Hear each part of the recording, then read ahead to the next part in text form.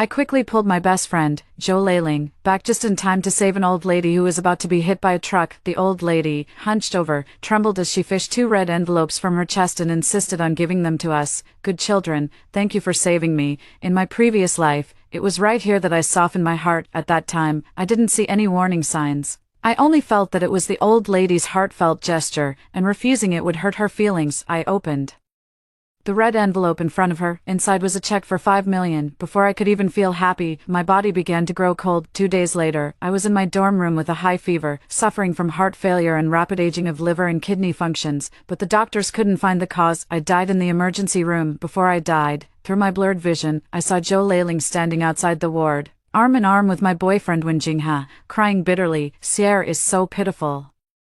It's a shame she had a bad temper in life, and everyone misunderstood her, but as she turned around, she whispered to Wen Jingha, it's just as well she died, otherwise she'd still be competing with me for you. At that moment, I finally understood that red envelope was never about repaying a debt of gratitude. That was the lifespan transfer system. The moment I opened the red envelope, 60 years of my life were transferred to the old lady. The other red envelope in Joe Leiling's hand was linked to the youth exchange system. She didn't open it. She blamed me for everything and used the video of me being cyberbullied to win Wen Jingha's sympathy. When I opened my eyes again, I found myself back at the moment when the old lady handed me the red envelope. Her withered hand was still suspended in midair, and before my eyes, a line of bullet comments suddenly floated by. Good girl, don't open it. The old lady has bound a lifespan transfer system and a youth exchange system inside the red envelope. Once opened, in 2 days, your 60 years of life will be transferred to her. Your best friend will then have her youth taken away, her appearance rapidly aging, turning into an 88-year-old old woman. My fingertips froze. The next barrage of comments popped up immediately. By the way, the old lady is your roommate who dropped out a month ago. She was tricked into becoming like this. In my previous life, my death was far from peaceful. When my parents rushed from the countryside to the hospital overnight, all they saw was my face covered by a white cloth. Joe Leiling stood beside them, crying more sorrowfully than anyone else. She claimed that I had cyberbullied classmates and extorted money from the elderly, and that the immense psychological pressure had caused my body to suddenly collapse. She also pulled out that edited video, saying I never apologized to the old lady before I died. My parents have always been honest people and had no idea about such complicated matters. They knelt in the hospital corridor, begging the doctors to save me again, but my organs had already deteriorated like those of an 80-year-old. No one knew it was the system's backlash after siphoning off my lifespan. No one ever investigated the truth for me. After my death, when Jingha quickly got together with Joe Leiling, she stepped on my reputation to cleanse her image, becoming in everyone's eyes a gentle, kind girl dragged down by a wicked friend, and I became a joke, greedy, cruel, forcing the elderly, and deservedly short-lived. So in this life, from the moment I opened my eyes, I told myself, don't explain to fools, don't show mercy to the wicked, evidence can speak, and retribution will come. I suddenly looked up, staring at the old man before me, his head full of white hair and his face lined with wrinkles, the roommate who dropped out a month ago, Zhang Yinan. No wonder she suddenly disappeared and no one could reach her. It turns out she didn't drop out and go home. She was harmed and ended up in this state. But what does her being harmed have to do with me? If you want revenge, go find the person who deceived her. What kind of thing is it to bind the lifespan transfer system onto me? I was about to throw the red envelope back in her face when I caught a glimpse of Joe Leiling already pinching the edge of the envelope, ready to open it. She loved beauty to the extreme. In the previous life, she didn't open it, so she lived well. Since she's so eager to head straight toward death, why should I stop her? But she was once my best friend after all. I instinctively snatched the red envelope from her hand, deliberately raising my voice. It's just a small favor. How can I really accept someone's money? I shoved the 2 red envelopes back into Zhang Yinan's hand, deliberately scanning her up and down. Judging by how ill-fitting your clothes are, they must have been picked up from a homeless person. Come to think of it, you must not have it easy either. These red envelopes are so thin, probably only worth $1. I raised my eyebrows, deliberately emphasizing those 2 words. Grandma, keep it for yourself. She didn't get angry. That only made me more certain that the comments were true. A normal person being called grandma by someone their own age wouldn't stay so calm, even if they didn't curse back. Zhang Yinan just trembled as she handed the red envelope over again. The money isn't much, but it's definitely not just $1 Or 2 yuan. I'm an old woman who hasn't read much, but I understand the principle of repaying kindness. Please accept it, consider it as fulfilling my wish. She was too anxious. Money is a good thing. No one would be in a hurry to give it away after being mocked. I took the red envelope but did not open it. Since that's the case, we'll grant your wish, just taking it apart in front of you, in case there's too little money. You'd feel awkward. We'll open it when we get back to school. After saying that, I took Zhou Liling's hand and walked away. Just as we reached the school gate, Zhou Liling shook off my hand, her expression grim. Yashir, what was wrong with you just now? He's already that old, and you spoke so harshly. Do you have any conscience? I looked at her and suddenly felt like laughing. In my previous life, she traded my death for her love. In this life, she's coming to teach me about conscience first. I was just about to speak when the WeChat notification sounded. It was Wen Jinghe. He sent a message. Yao Xier, let's break up. I stared at the line of text, momentarily stunned. It was the same in the previous life. Not long after the red envelope incident, he broke up with me and turned to protect Zhou Liling. It turns out that betrayal never happened suddenly. I typed and asked, reason. He quickly sent a video. In the video was the scene of me confronting Zhang Yin just moments ago. The filming angle was exactly from where Zhou Liling had been standing. The next second, a new message popped up on the school's confession wall.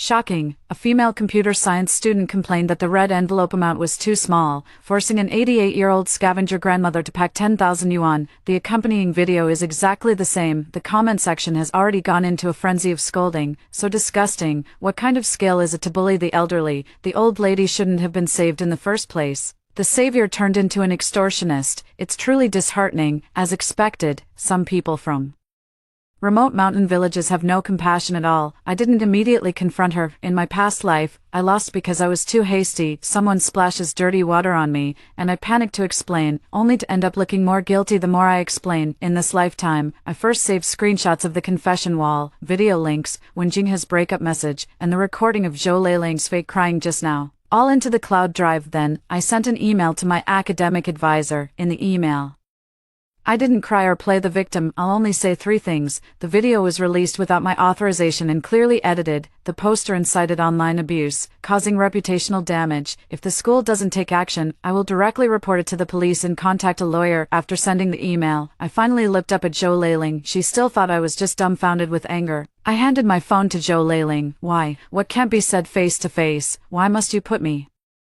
online for people to curse? Zhou Liling's eyes flickered, about to argue, when footsteps sounded behind her. Her eyes instantly welled up with tears, her voice soft as if she'd suffered the greatest injustice. Sierra, it wasn't me. Don't be so fierce. I'm really scared. Before I could react, Wen Jinghe pushed me away. I staggered 2 steps and leaned against the wall to keep from falling. Yashir, are you out of your mind? Even if you're upset about breaking up with me, you shouldn't take it out on Liling. She's your best friend. After saying this, he turned to help Zhou Liling. Did you get hurt anywhere? That tone, gentle as if soothing a girlfriend, and it had only been 5 minutes since he broke up with me. I suddenly smiled. Rotting meat must be thrown away. So too with those who changed their hearts. I lowered my gaze, looking at their tearful eyes, and said calmly, like attracts like, people gather in like groups. If I were the kind of person you're talking about, how could Zhou Liling, as my best friend, possibly be any better? Zhou Liling was stunned. She probably thought I would break down, scream, or grab Wen Jinghe and demand answers, but I didn't. I just looked at the red envelope in her hand. Didn't you say I was complaining about the amount being too small? Then go ahead and open it. Open it right here, so I can prove you're not one thing to my face and another behind my back.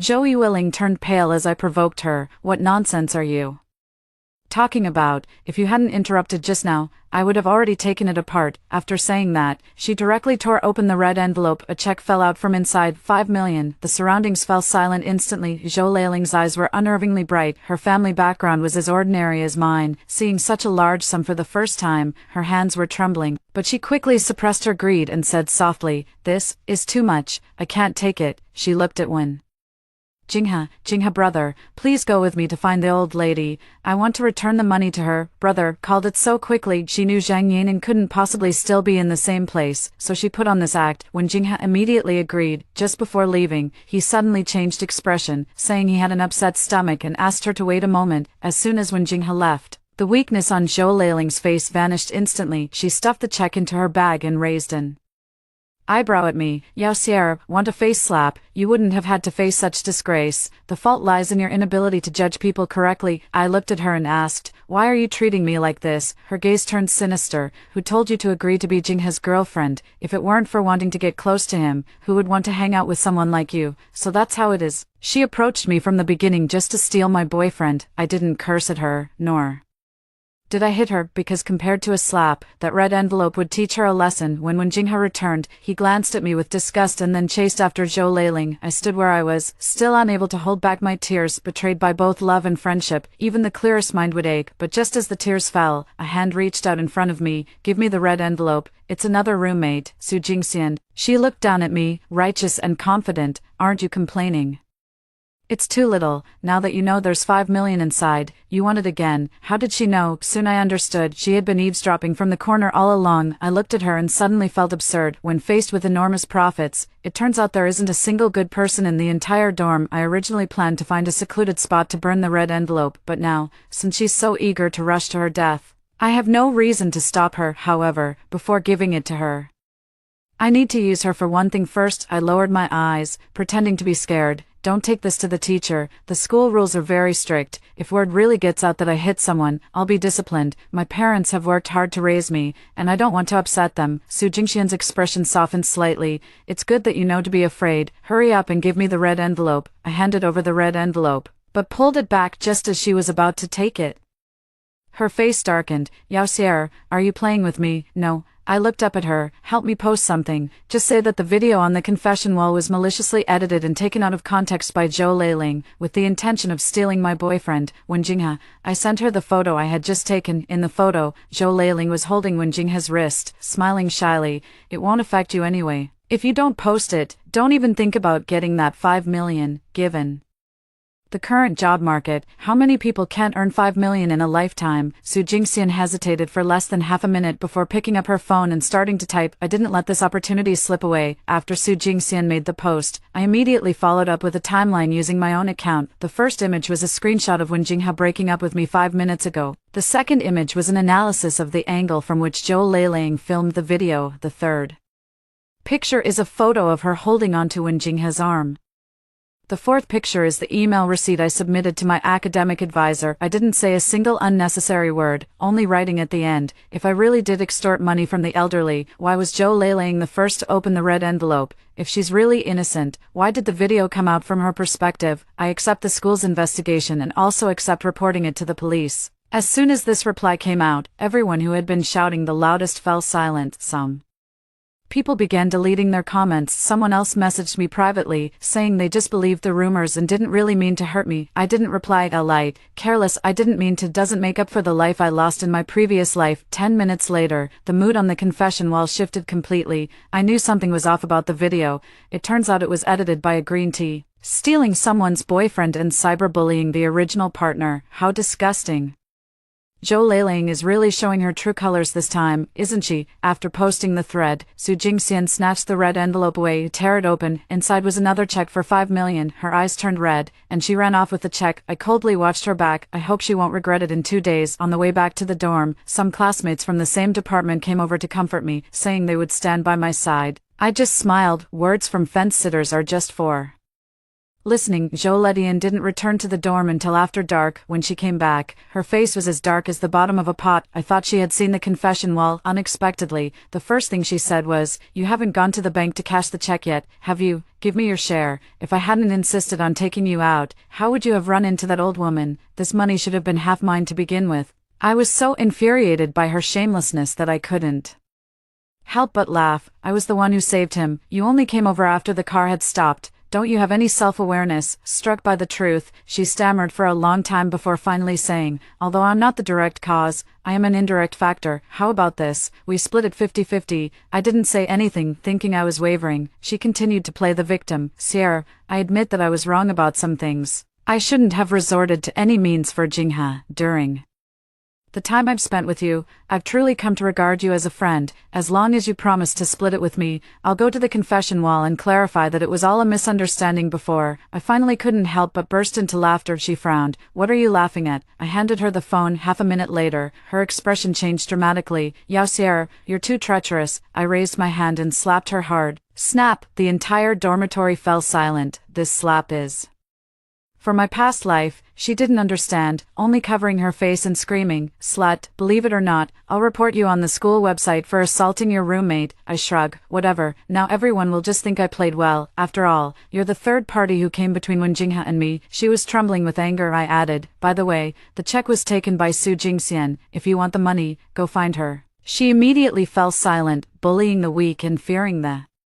strong. It was a perfect display. I had thought these 2 days would be a bit more peaceful. At 11 o'clock that night, Zhou Leiling quietly slipped out. I didn't want to get involved, but suddenly, subtitles flashed through my mind. Follow her, she wants to harm you. The noise gave me a headache, so I had no choice but to throw on my coat and follow her out. She walked all the way to the campus pavilion. I crouched behind a large rock and saw a slender woman approach her. The woman was a stranger, yet somehow familiar. Zhou Leiling gritted her teeth. That bitch Yashir, not only did she refuse to split the money with me, but she even dared to hit me, lynchingly. Don't you have an obedience system? I want to bind it to Yashir and make her obey me like a dog. A chill ran down my back. Lynchingly said calmly, sure, but this time, you'll have to pay with a kidney. Zhou Yueling screamed. What? You want my kidney? Before, when I wanted the knowledge exchange system and the love brain system, couldn't I just pawn someone else's things? My pupils suddenly narrowed. Did she have a system before? Lynchingly curled her lips. That's because Zhang Yinan is foolish. She signed her name into the treaty and shares a blood relation with you, which is why she can repay the debt on your behalf. No, you've pawned away most of her lifespan and youth, and what's left on her isn't worth much anymore.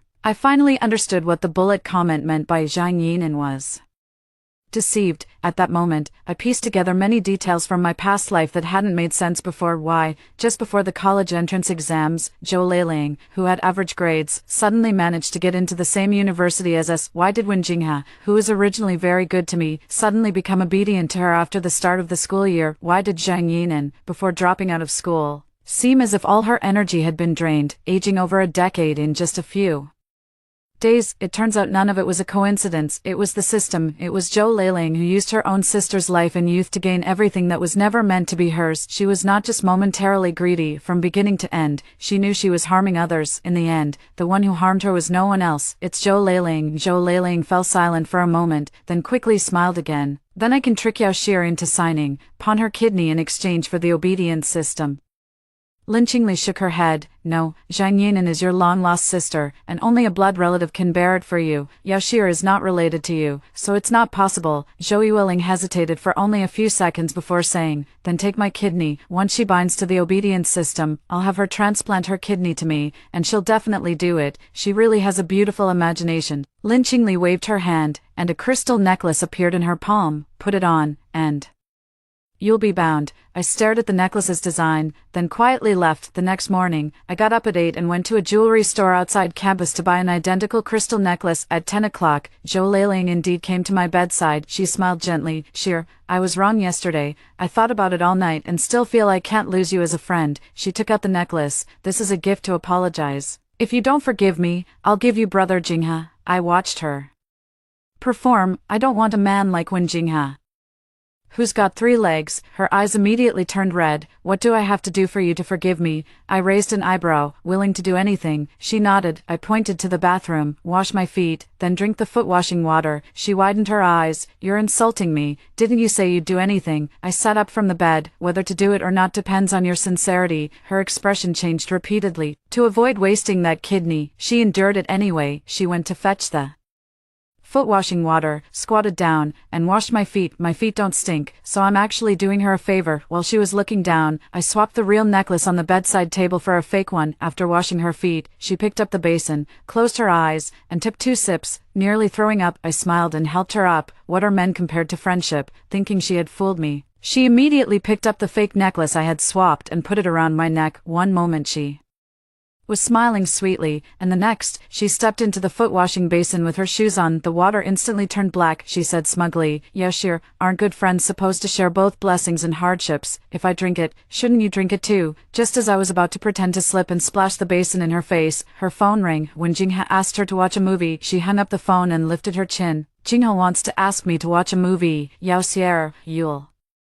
never be able to get back together with him in this life." After saying that, she swayed her hips and walked away. I took off the fake necklace from my neck, then picked up the real crystal necklace and went out. This thing can't be kept. I originally wanted to find a big rock to smash it and bury it in the ground. Just as I raised the stone, I heard a cry for help. Not far away, a middle-aged man was being chased by a young man. The young man was holding a knife. I instinctively stepped back. The young man didn't see the path clearly, tripped over a stone, scraped his knee, and couldn't get up. Even more absurdly, the middle-aged man being chased actually turned back, intending to help him up. He saw me and smiled bitterly. "Hello, my name is Gu Changding, the richest man in City A." He glanced at the young man on the ground. "The one chasing me is my son, Gu Shandong. He has super male syndrome, and doctors had long advised against his birth, but I insisted on keeping him.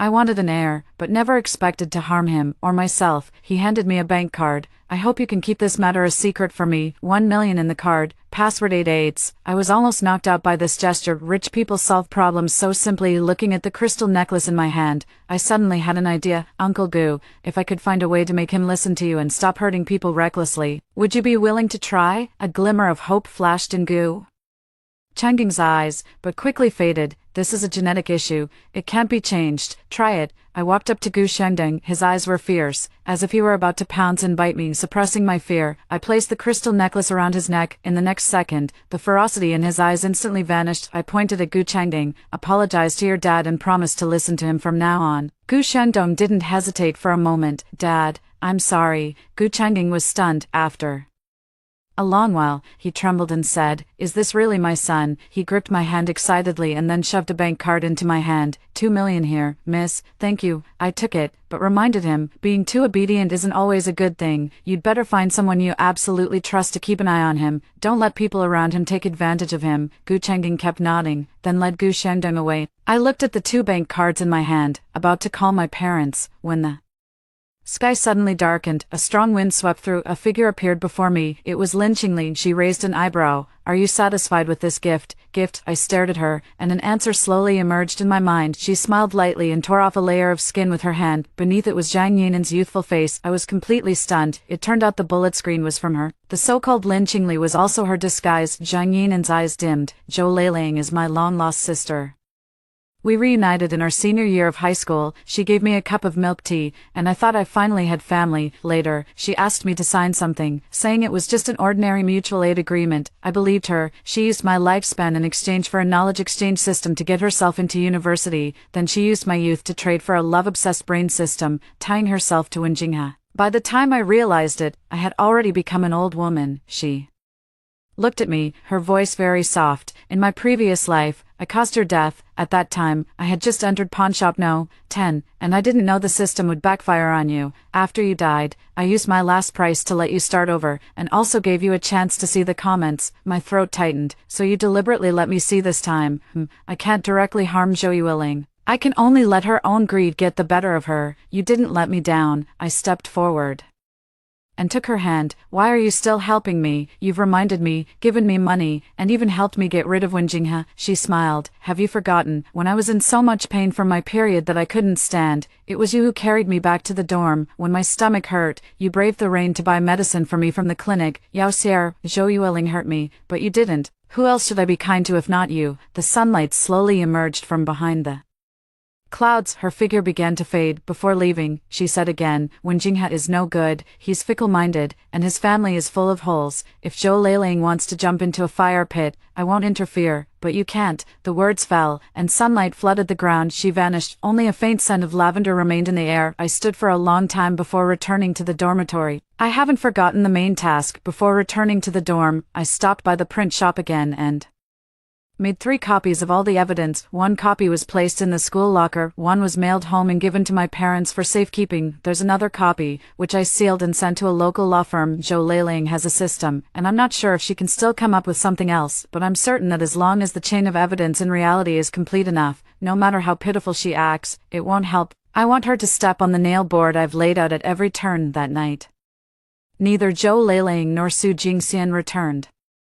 At dawn, Zhou Leiling stumbled through the door, her legs were trembling, clearly having had quite the ordeal with Wen Jinghe the night before. Without even glancing at me, she immediately started giving orders. Yao Sierra, wash my face, go 10 kilometers away and buy me a serving of soaked noodles, don't mess it up, if you do, you'll have to run back again. I looked up at her, she frowned. Deaf, I'm talking to you. I stood up and slapped her hard. What do you think you are? Pointing fingers. In front of me, she covered her face, finally realizing something was wrong. You're not bound to the obedience system. I finished her sentence for her. Her face turned pale instantly. You already know. It's too late to know now. She lunged at me to hit me, but I kicked her down. She lay on the ground, screaming, lynchingly. Come out and save me. She screamed until her voice was hoarse, but no one appeared. I crouched down in front of her. Stop shouting. The one who made the third deal with you wasn't lynchingly, it was Zhang Yinan. She shook her head desperately. Impossible, you're lying to me. I didn't explain further this time. I wasn't in a hurry to leave. I turned on my phone's video camera, aiming it at her aged and distorted face, not to shame her online, but to gather evidence. In my past life, she destroyed me with a video taken out of context. In this life, I will make the complete video irrefutable evidence that will ruin her completely. The next second, her face began to rapidly shrivel, her skin sagged, her hair turned white, and wrinkles spread across her eyes and mouth. In just a few seconds, Zhou Leiling, who had once cherished beauty above all, transformed into an 88-year-old old woman. I handed the mirror to her. She screamed and smashed the mirror. How could this happen? Yao Shir, was it you who did this? I laughed. I don't have that much ability. This is Zhang Yinan's return gift to you. By the way, the old lady from 2 days ago was also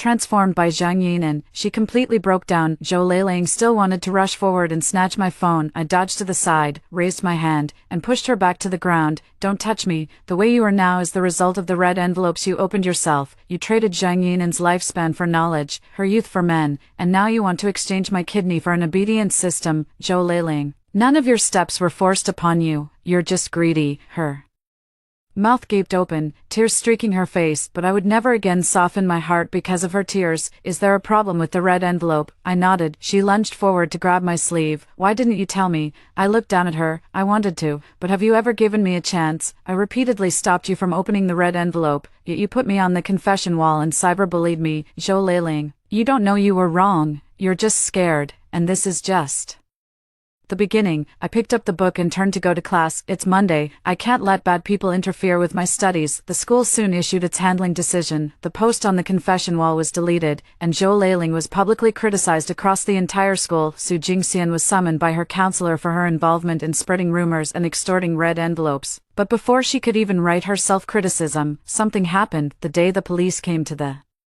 dormitory, I was studying for my major. The female officer rummaged through her bag, where the uncashed check was still tucked away. They didn't tell me much, but I overheard someone in the hallway whisper that Su Jingxian had died in an off-campus hotel, and the autopsy revealed multiple organ failure, with her body in a state resembling that of a 90-year-old. I closed the book, feeling no emotion whatsoever. I had given her a chance. She didn't want it. The next afternoon, 2 female police officers came to the dormitory. They searched Su Jingxian's belongings, although no one said it outright. I guessed that she must have died. The cause of death was probably rapid organ aging. That longevity red envelope ultimately took her life. Later, I heard from classmates that Zhou Leiling initially wanted to report me to the police, saying I had wronged her, but she couldn't produce any evidence. On the contrary, I had complete evidence in my possession, videos she secretly recorded, her interference in relationships, her late-night use of the system, and her attempts to bind me to the obedience system. Of course, no one would believe something about a system. I never intended for anyone to believe it. I only submitted the parts that could be proven by reality. For example,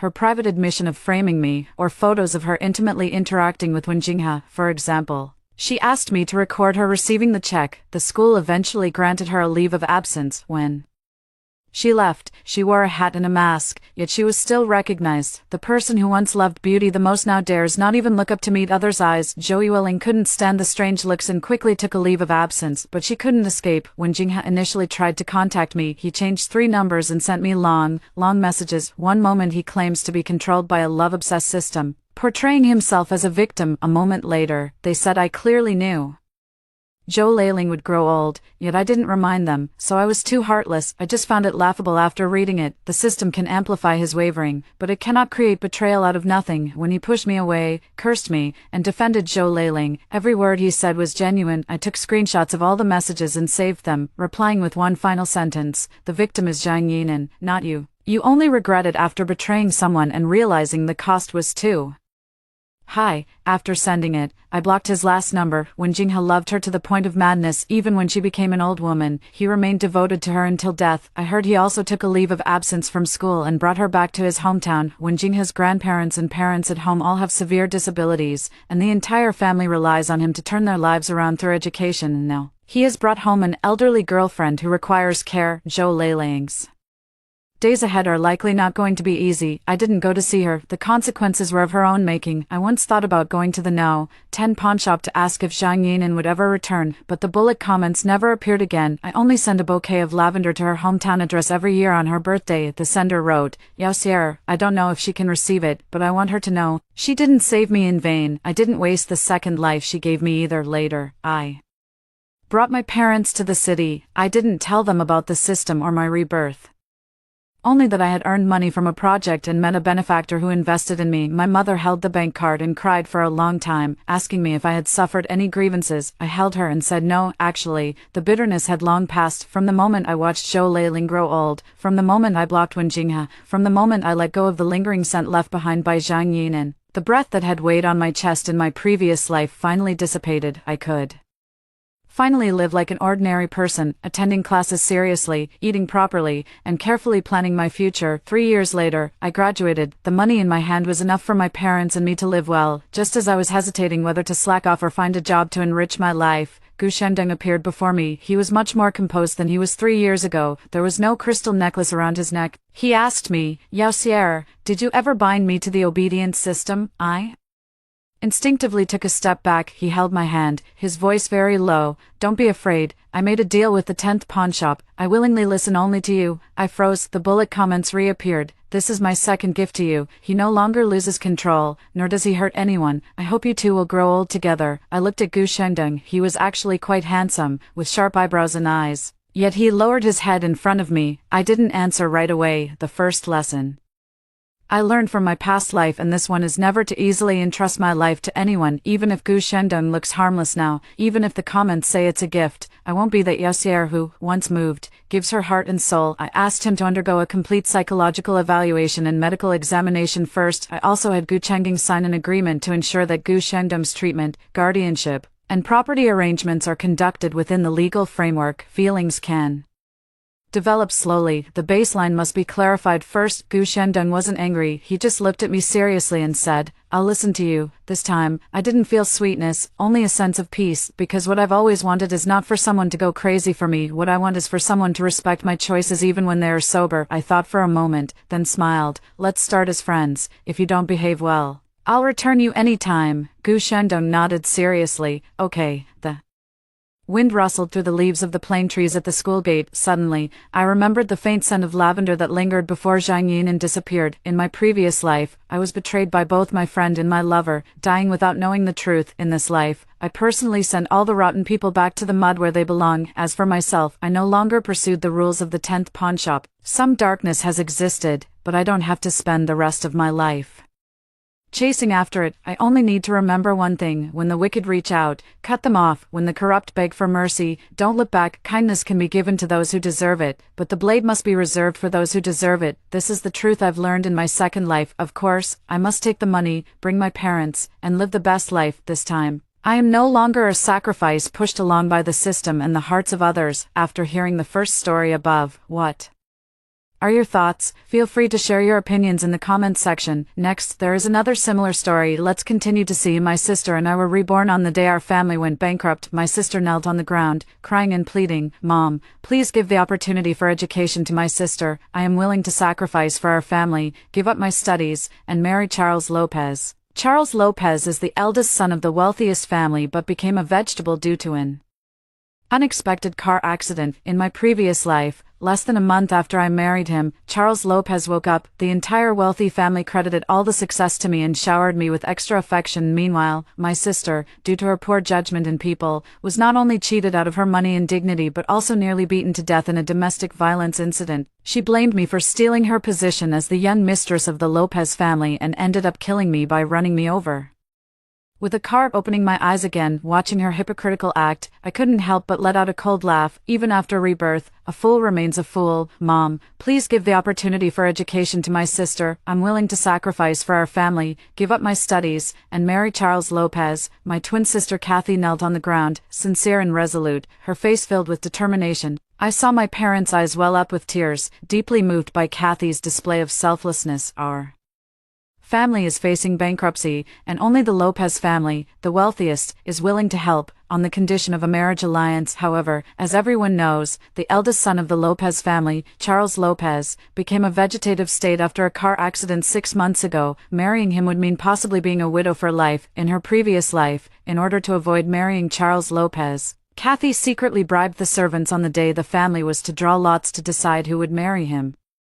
She replaced both lots with identical ones and generously let me draw first. The outcome was self-evident, but she never expected that less than a month after I married him, Charles Lopez miraculously woke up. Everyone envied my good fortune. The wealthiest family credited me with the miracle, and even our parents were overjoyed for me. Only Kathy was so jealous her eyes turned red with envy. In a fit of anger, she also married a wealthy man, only to discover he was a fraud. Not only did he deceive her for her money and affection, but he also repeatedly abused her after marriage. The more she thought about it, the angrier she became, convinced that I had stolen her position as the young mistress of the Lopez family. So, after she was nearly beaten to death by her husband once again, she drove a car and killed me. When I woke up again, I had been reborn on the day my family was facing bankruptcy. This time, she didn't even let our parents draw lots and was the first to choose self-sacrifice. I knew then that she had also been reborn. I saw her kneeling on the ground, and no matter how hard she tried to hide it, she couldn't conceal the excitement in her eyes. She thought that by marrying Charles Lopez, she could live a life of luxury and shine as brightly as I did in my previous life. Idiot. She had no idea what I went through in the Lopez family. She had no idea how disgusting and perverted the Lopez family truly was. Kathy, are you sure? You know Charles Lopez is a vegetable. My mother, torn between her children, still felt a bit reluctant and tried to persuade me. I'm sure, Kathy said firmly once again. Anyway, I'm only attending a third-rate university, while my sister is at a prestigious 985 university. It would be such a waste for her to drop out and get married. Kathy had always performed poorly academically since she was young, and her spot at the third-rate university was bought by her family. Hearing her say this, her parents felt that Kathy had indeed grown up and become sensible, nodding with relief. Since it's your own initiative, we'll grant your wish, Kathy. We're sorry to put you through this. With her parents' approval, Kathy couldn't help but reveal a smug smile. She even challenged me with her eyes. I pretended not to understand and acted as if I were endlessly grateful to her. After all, from now on, it would be her turn to enjoy the living hell in my place. Once it was decided that Kathy would marry Charles Lopez, she became increasingly arrogant at home. Since childhood, she has never been as favored by our parents as I have. Of course, she brought this upon herself. She never listened to our parents, had no interest in studying, started dating in junior high, and was called to the principal's office countless times. She even almost ran away with someone later. She insisted on marrying the fake wealthy man, Harry. Our parents thought Harry was no good, but she wouldn't listen. After getting married, she kept asking her parents for money for Harry, almost draining the family's savings. Her parents were utterly disappointed in her and eventually stopped caring about her altogether. In her previous life, without her parents' support, Kathy also came to me asking for money, and of course, I didn't give her any at first. I also believed Harry was unreliable and that marrying him was just a scheme to swindle money and take advantage of her. Second, although I appeared to be living a glamorous life in the Lopez family, I couldn't actually use a single penny of their money, but Kathy thought I couldn't stand to see her doing well and deliberately refused to help her. Now she had finally become the hero of the family, feeling immensely proud and elated, thinking about how she would soon be the esteemed young madam of the Lopez family. She naturally wanted to vent all the grievances she had endured in her previous life. I want to eat an apple, she shouted at me. Mrs. Wu,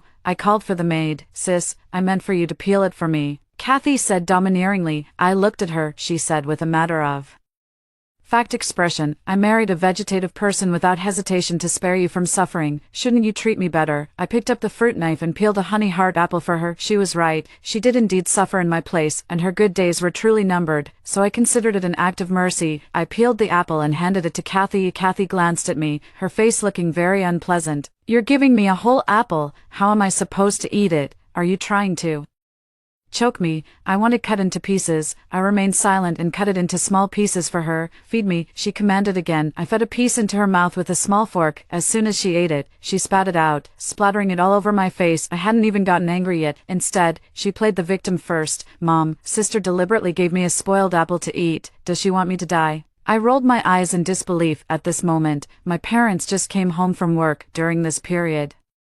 They have indeed been spoiling Kathy a bit more than usual, almost indulging her every whim. My mother comforted her, saying, your sister definitely didn't mean it. I'll buy you a new one. Since I was little, you've always favored my sister. Now that I've made such a big sacrifice for the family, you're still biased toward her. Kathy was furious. You are both my own flesh and blood. How could I favor one over the other? I am strict with you because I want what's best for you. I don't care.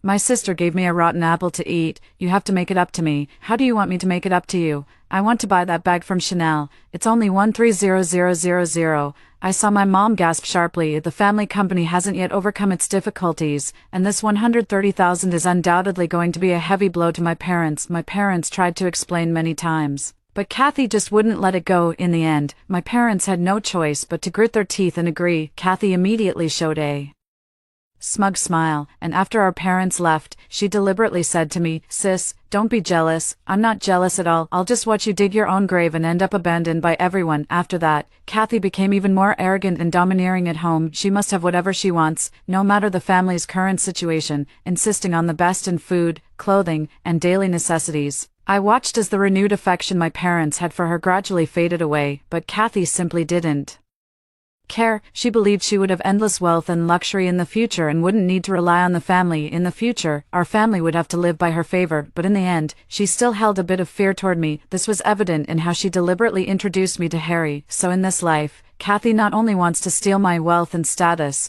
but also wants me to repeat her mistakes, making me endure all the misery she once suffered. It's utterly disgusting. After being reborn, instead of improving her abilities and learning to be independent and self-reliant, she is filled with nothing but wicked thoughts and men. Even if she were reborn 100 times, it wouldn't save her foolish self. I naturally rejected Kathy's kindness, and Kathy once again threw a tantrum in front of our parents, saying I had embarrassed her in front of her friends, insisting that they force me to apologize to Harry. After all this time, our parents were actually growing a bit impatient with Kathy, but considering the sacrifices she had made for the family, they continued to endure it. Kathy, however, became even more arrogant, demanding that our parents give her an explanation. I can't take it anymore. I'll marry him. The noisy hall suddenly fell silent. Since my sister feels that marrying Charles Lopez is such a great sacrifice, then I'll marry him, I declared loudly, as the older sister. It's only right that I take on the responsibility. Kathy's face instantly turned pale.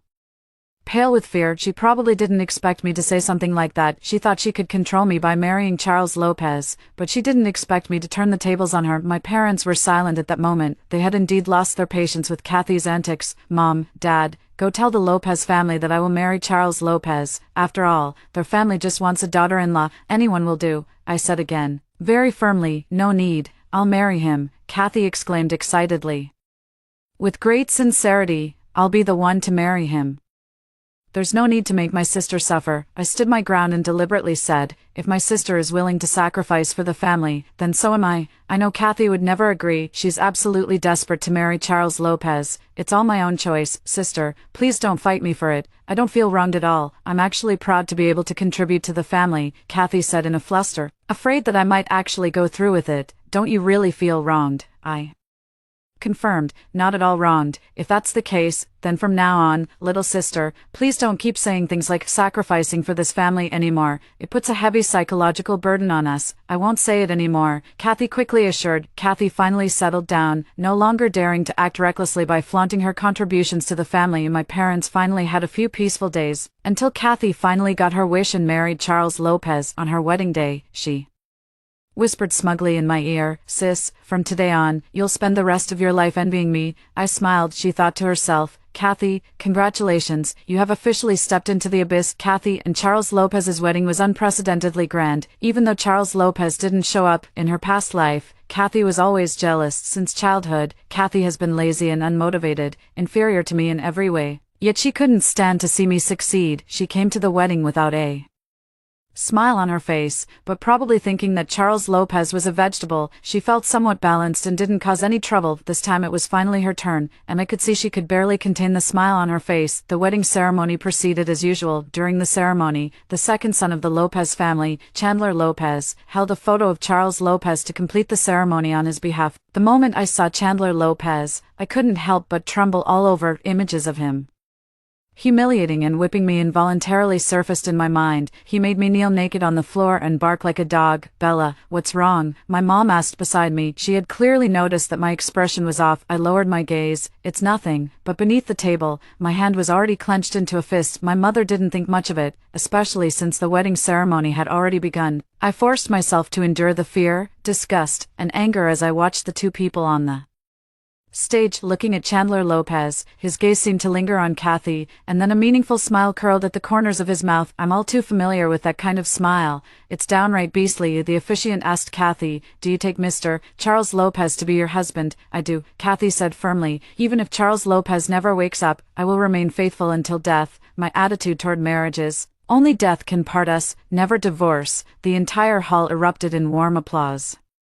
Everyone was moved by Kathy's vow. At first, the wedding guests whispered that Kathy was only marrying the comatose Charles Lopez for his money, and now everyone believed that Kathy's love for Charles Lopez was genuine. Kathy was very pleased to hear everyone's applause. She didn't notice at all how lewd and evil the smile on Chandler Lopez's lips was after she said those words. After the wedding, Kathy happily followed the Lopez family and left. I looked at her overly happy appearance and could only wish her good luck. On the way back, I received a message from Kathy. She desperately wanted me to envy and resent her, so she kept provoking me from time to time. Today, seeing that I didn't react much, she couldn't hold back any longer. Sis, do you know how well the Lopez family treats me, not to mention how much effort they put into this wedding? You've seen Chandler Lopez, as a rich second-generation heir. He took care of me the entire time. Did you glance at Chandler Lopez a few more times today? Do you have feelings for him? Although he respects me, what is our family's status? Don't humiliate yourself. I just married into the Lopez family. Don't make me lose face. I sneered and put down my phone. So Kathy is afraid that I might seduce Chandler Lopez, afraid that I might also marry into the Lopez family and enjoy her wealth and honor. LMAO, if I remember correctly tonight, Chandler Lopez will replace Charles Lopez and consummate the marriage with Kathy, right on the same big bed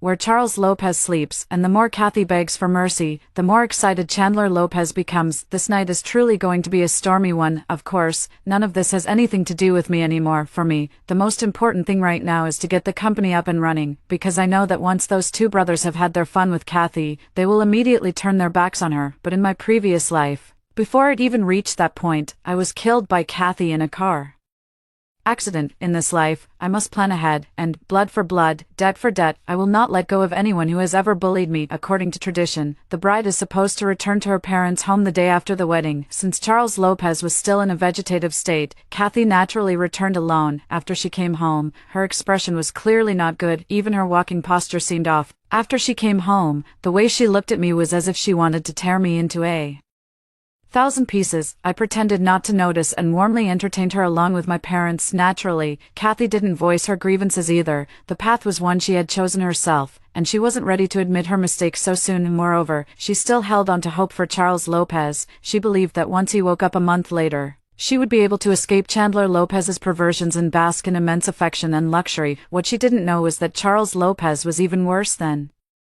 Chandler Lopez. Kathy stayed at home all day, unwilling to leave, until Chandler Lopez came to pick her up in person. The moment Chandler Lopez arrived at the house, I saw Kathy's face turn pale. My parents were very warm to him in front of others. Not only Chandler Lopez, but also the former Charles Lopez were both the darlings of fate. They were always polite and well liked by the elders. Chandler Lopez politely said, "Auntie, there's no need to trouble yourself. I've been sent by my parents to pick up my sister-in-law and take her back. They were worried about her returning alone too late. My in-laws are so good to our Kathy," my parents sincerely remarked. Kathy didn't dare to speak. Chandler Lopez smiled and said, "Since Kathy is marrying my brother, she's part of our Lopez family now. Auntie, don't worry. Our whole family will treat her very well. Then I'll leave Kathy in your care." Chandler Lopez nodded and said to Kathy, "Sister-in-law, let's go." I saw Kathy's face turn even paler, her body trembling uncontrollably. She suddenly looked at me and introduced to Chandler Lopez.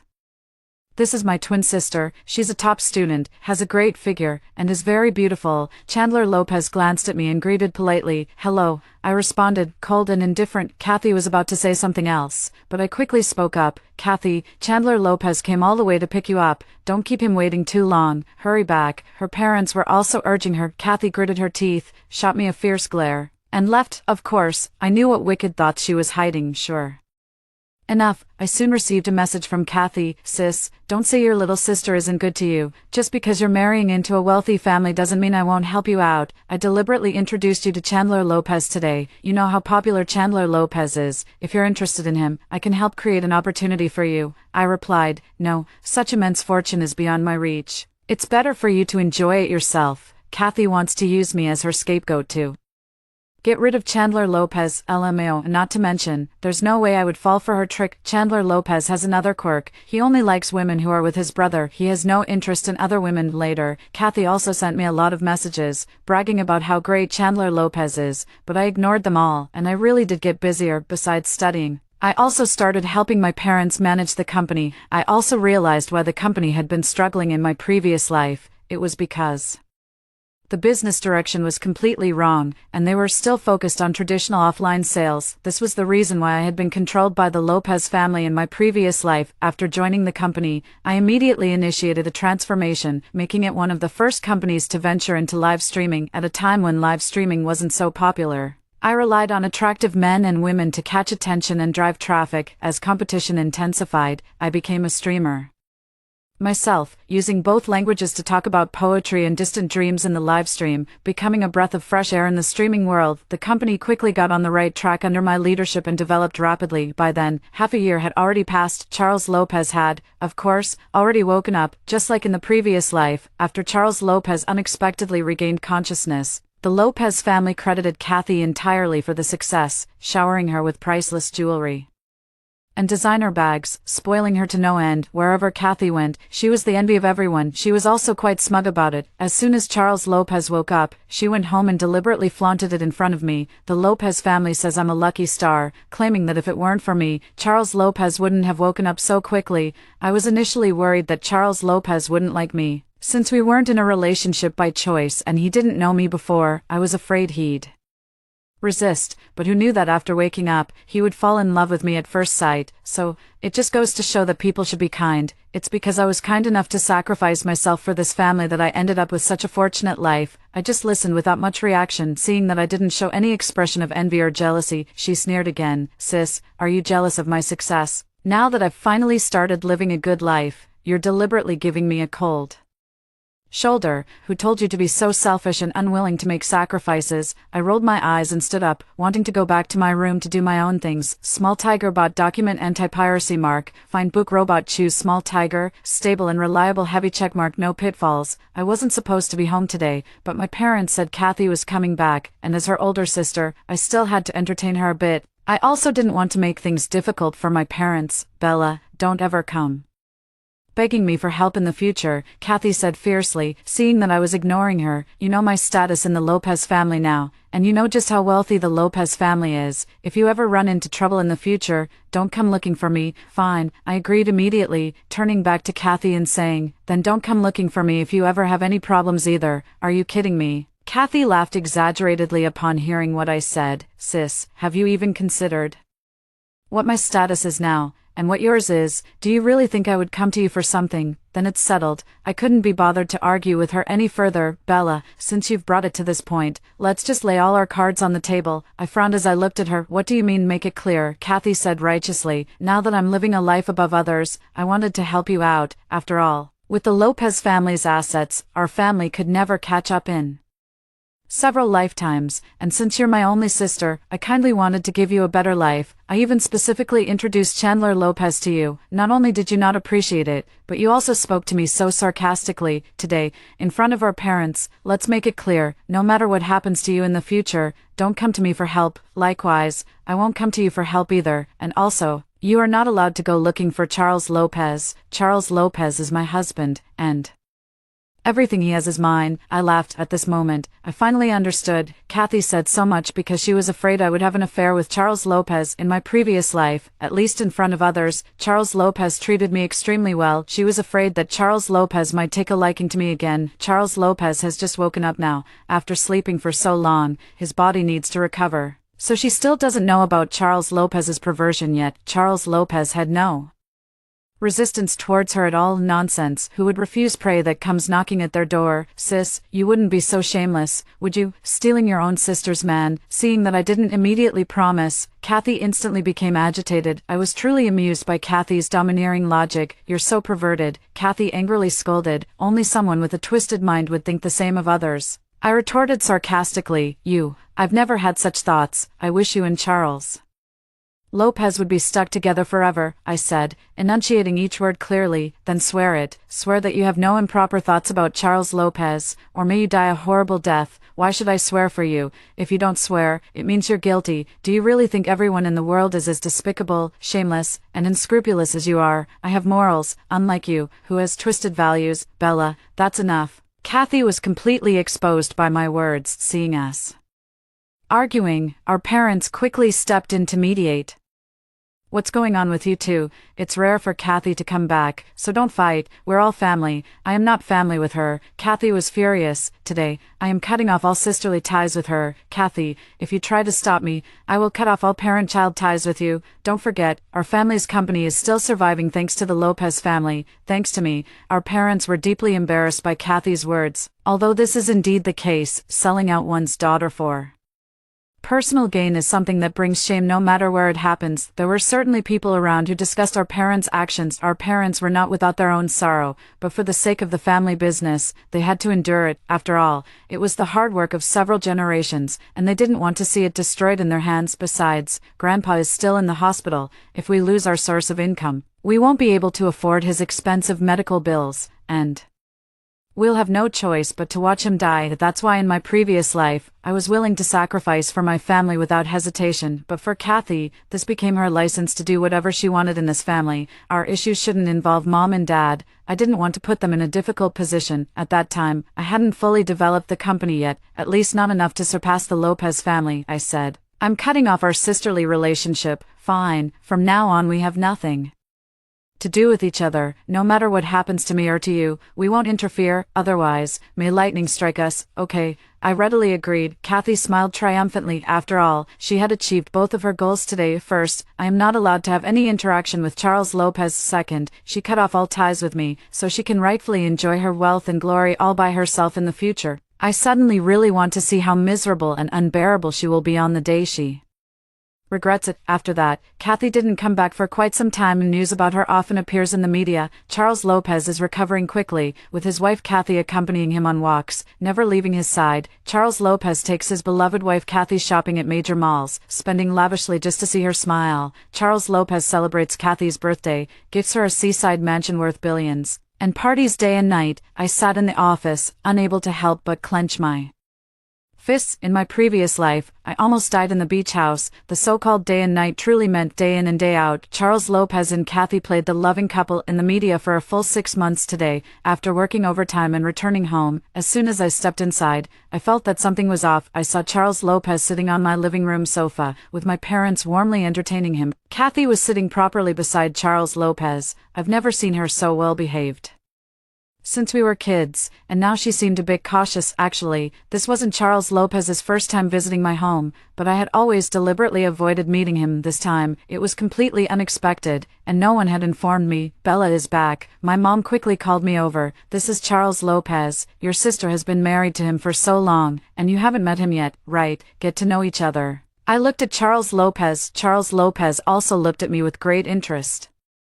He deliberately smirked and said, Sister is really busy. Every time I come here, I hear you're working overtime. How has the Taylor family business been developing lately? Is there any area where my family can help? Sister, you don't need to work so hard to make money. I heard you even became a streamer yourself to entertain others. That must be really tough. Seeing Charles Lopez's utterly hypocritical face again, I really wanted to tear it to shreds, just thinking about everything I went Through in my past life, I chuckled lightly. It's all right, I can't rely on others for a lifetime. Don't push yourself too hard, sister, we're family now, so if you need anything, just say the word, Charles Lopez said generously. Okay, I didn't want to waste any more words on him. I have some things to take care of, so I'll head back to my room first. Feel free to continue chatting. After saying that, I went straight upstairs. Just one more look at Charles Lopez makes me sick. After returning to the study, I spent the whole time dealing with work matters until I heard the sound of an argument coming from the next room. I want to divorce Charles Lopez. I don't want to go back to his house. I don't. That was Kathy's crying voice. Did you have a fight with Charles Lopez? Couples quarrel but make up quickly.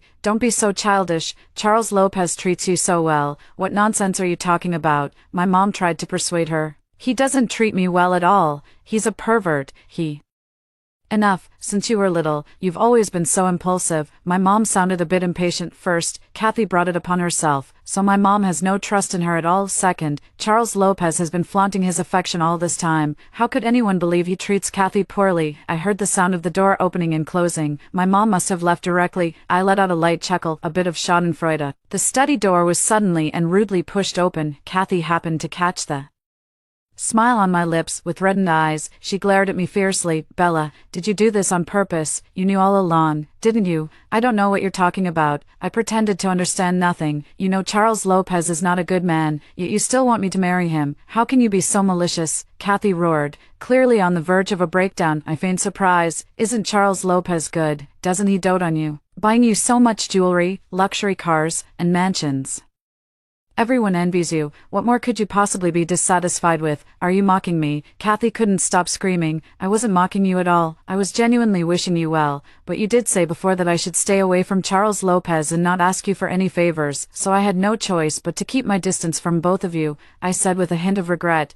Kathy was so furious she was about to explode. Tears were welling up in her eyes. She still wanted to say something. Kathy, where are you? We're going home. Suddenly, Charles Lopez's voice came from outside. I saw Kathy's entire body trembling. Her fear of Charles Lopez was absolutely bone deep, impossible to suppress. A moment later, Charles Lopez appeared in my study and naturally wrapped his arm around Kathy. Let's go, baby. Kathy's face turned pale. She glared at me fiercely but didn't dare to resist in front of Charles Lopez. She knew that the more she resisted, the worse the consequences would be. After Kathy and Charles Lopez left, I didn't pay much attention to them either. If it weren't for that night when Kathy suddenly called me, asking me to pick her up because she was too drunk to go home, LMAO, having lived a second life, how could I be as foolish as her and fall for her tricks again? I directly refused. Kathy, don't forget what you said. We've cut ties as sisters. You don't ask me for help, and I won't ask you. Bella, do you want to see me die? She suddenly screamed hysterically from the other end. I ignored her and hung up the phone directly that same night. The media captured Kathy being rushed to the emergency room late at night. Charles Lopez came out to address the reporters in person, explaining that Kathy had been a bit too greedy with her food, causing some indigestion, and they had taken her to the hospital just to be safe. The next day, Charles Lopez's persona as a doting husband reached new heights, with no one questioning it. Of course, I knew it was all an illusion, but it had nothing to do with me, so I didn't need to take it to heart.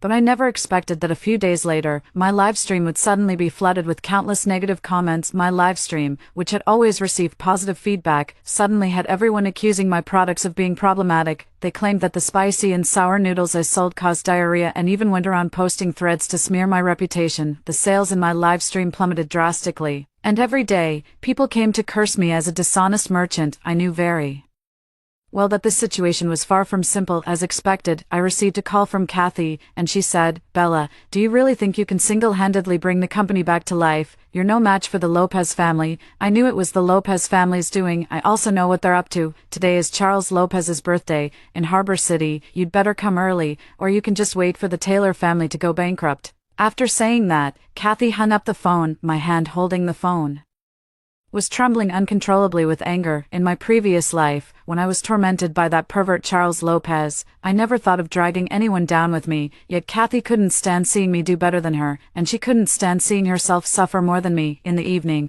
I still went. When I arrived, Kathy was kneeling on the floor pouring wine for Charles Lopez. She couldn't have been more humble. It was a world of difference from the affection rumored outside. Besides Charles Lopez and Chandler Lopez. There were also their fairweather friends and their respective female companions, all in a state of utter disarray. "You're here." Charles Lopez slowly and deliberately placed his foot on Kathy's back as she knelt on the ground, treating her like an animal. Kathy didn't dare to resist at all. "Weren't you quite arrogant before?" Charles Lopez smirked lewdly. "Now you know that just one of my fingers can ruin you and your family, so all the negative comments in my live stream were done by you." I asked him fiercely. Charles Lopez shrugged, not even bothering to hide it. "Just a little trick." "What? Are you mad? Why did you do this?" Charles Lopez suddenly kicked Kathy to the ground. Kathy slammed into the nearby coffee table but didn't dare make a sound. I watched as Charles Lopez rose unhurriedly and walked over to me. He lifted my chin and said, "What do you think, Bella?" The moment he said Bella, I almost lost control and slapped him right across the face.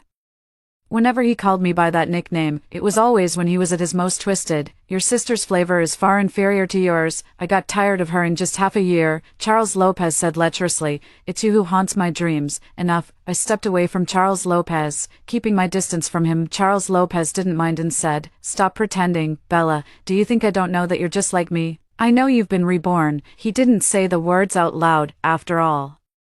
There were other people here. In fact, I also knew he had been reborn. The moment I saw him, I could read it in his eyes. "You know my methods. Behave yourself, or tomorrow you'll see the news of the Taylor Group's bankruptcy." In my previous life, Charles Lopez always threatened me like this, forcing me to submit to him. "Come and play." Charles Lopez didn't want to waste too much time on me. He thought a few words from him would make me comply. I sneered coldly and turned to walk outside. Charles Lopez grabbed me abruptly and threw me violently onto the sofa. "You refuse a toast only to be forced to drink a forfeit. All of you, get her." I saw several men approaching me. Through the gaps, I caught sight of Kathy's sinister smile at the corner of her mouth. She wished for me to suffer even more than she had endured in her entire life. At that very moment, the door was suddenly flung open with force. "Police." Several people rushed in. "Everyone, stand up." The scene was in a state of panic.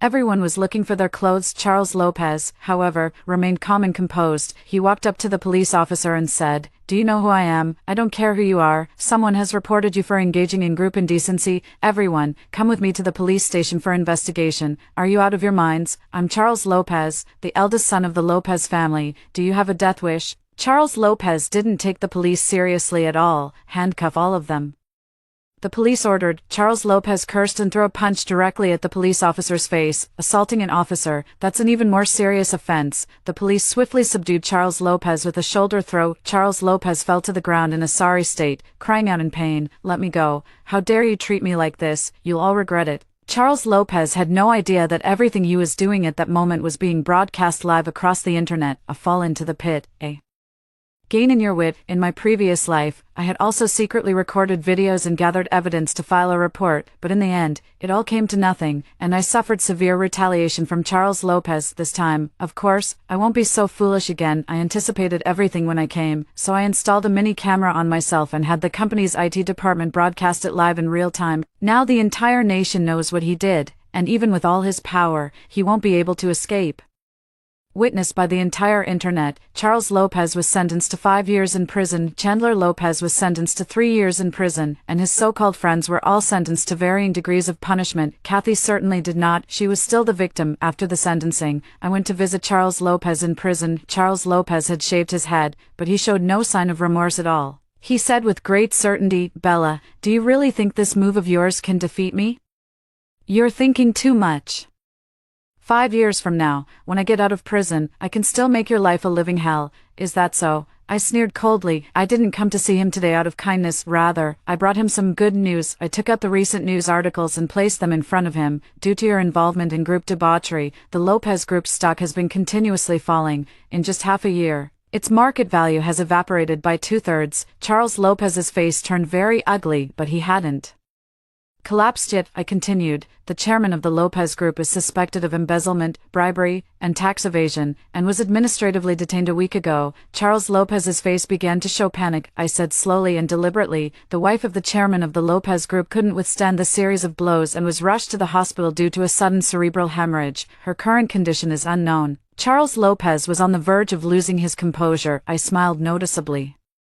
and told him word by word, "The latest news today is that your father's little secretary, also known as his mistress, has taken all the remaining funds of the Lopez Group and fled. That is to say, the Lopez Group has now become an empty shell and will soon declare bankruptcy. Do you know how it feels to have your family ruined and your loved ones lost?" Charles Lopez finally couldn't hold back his madness. "Impossible. You're lying to me. The Lopez family has such a massive fortune. How could just go bankrupt overnight? Our family's wealth is enough to last for generations. Indeed, if spent normally, your family's money would last for generations. But unfortunately, you and Chandler Lopez turned out to be two prodigal sons." I sneered coldly. "The state your family is in now is all thanks to you." "Shut up. Just shut up, Bella. When I get out of prison, I will definitely kill you." Charles Lopez's eyes burned with rage. The guard next to him slammed his head down onto the table. It was so satisfying to see him struggle helplessly, veins bulging in frustration. I looked at him mockingly and whispered in his ear, "That depends on whether you can live long enough." "What do you mean, literally?"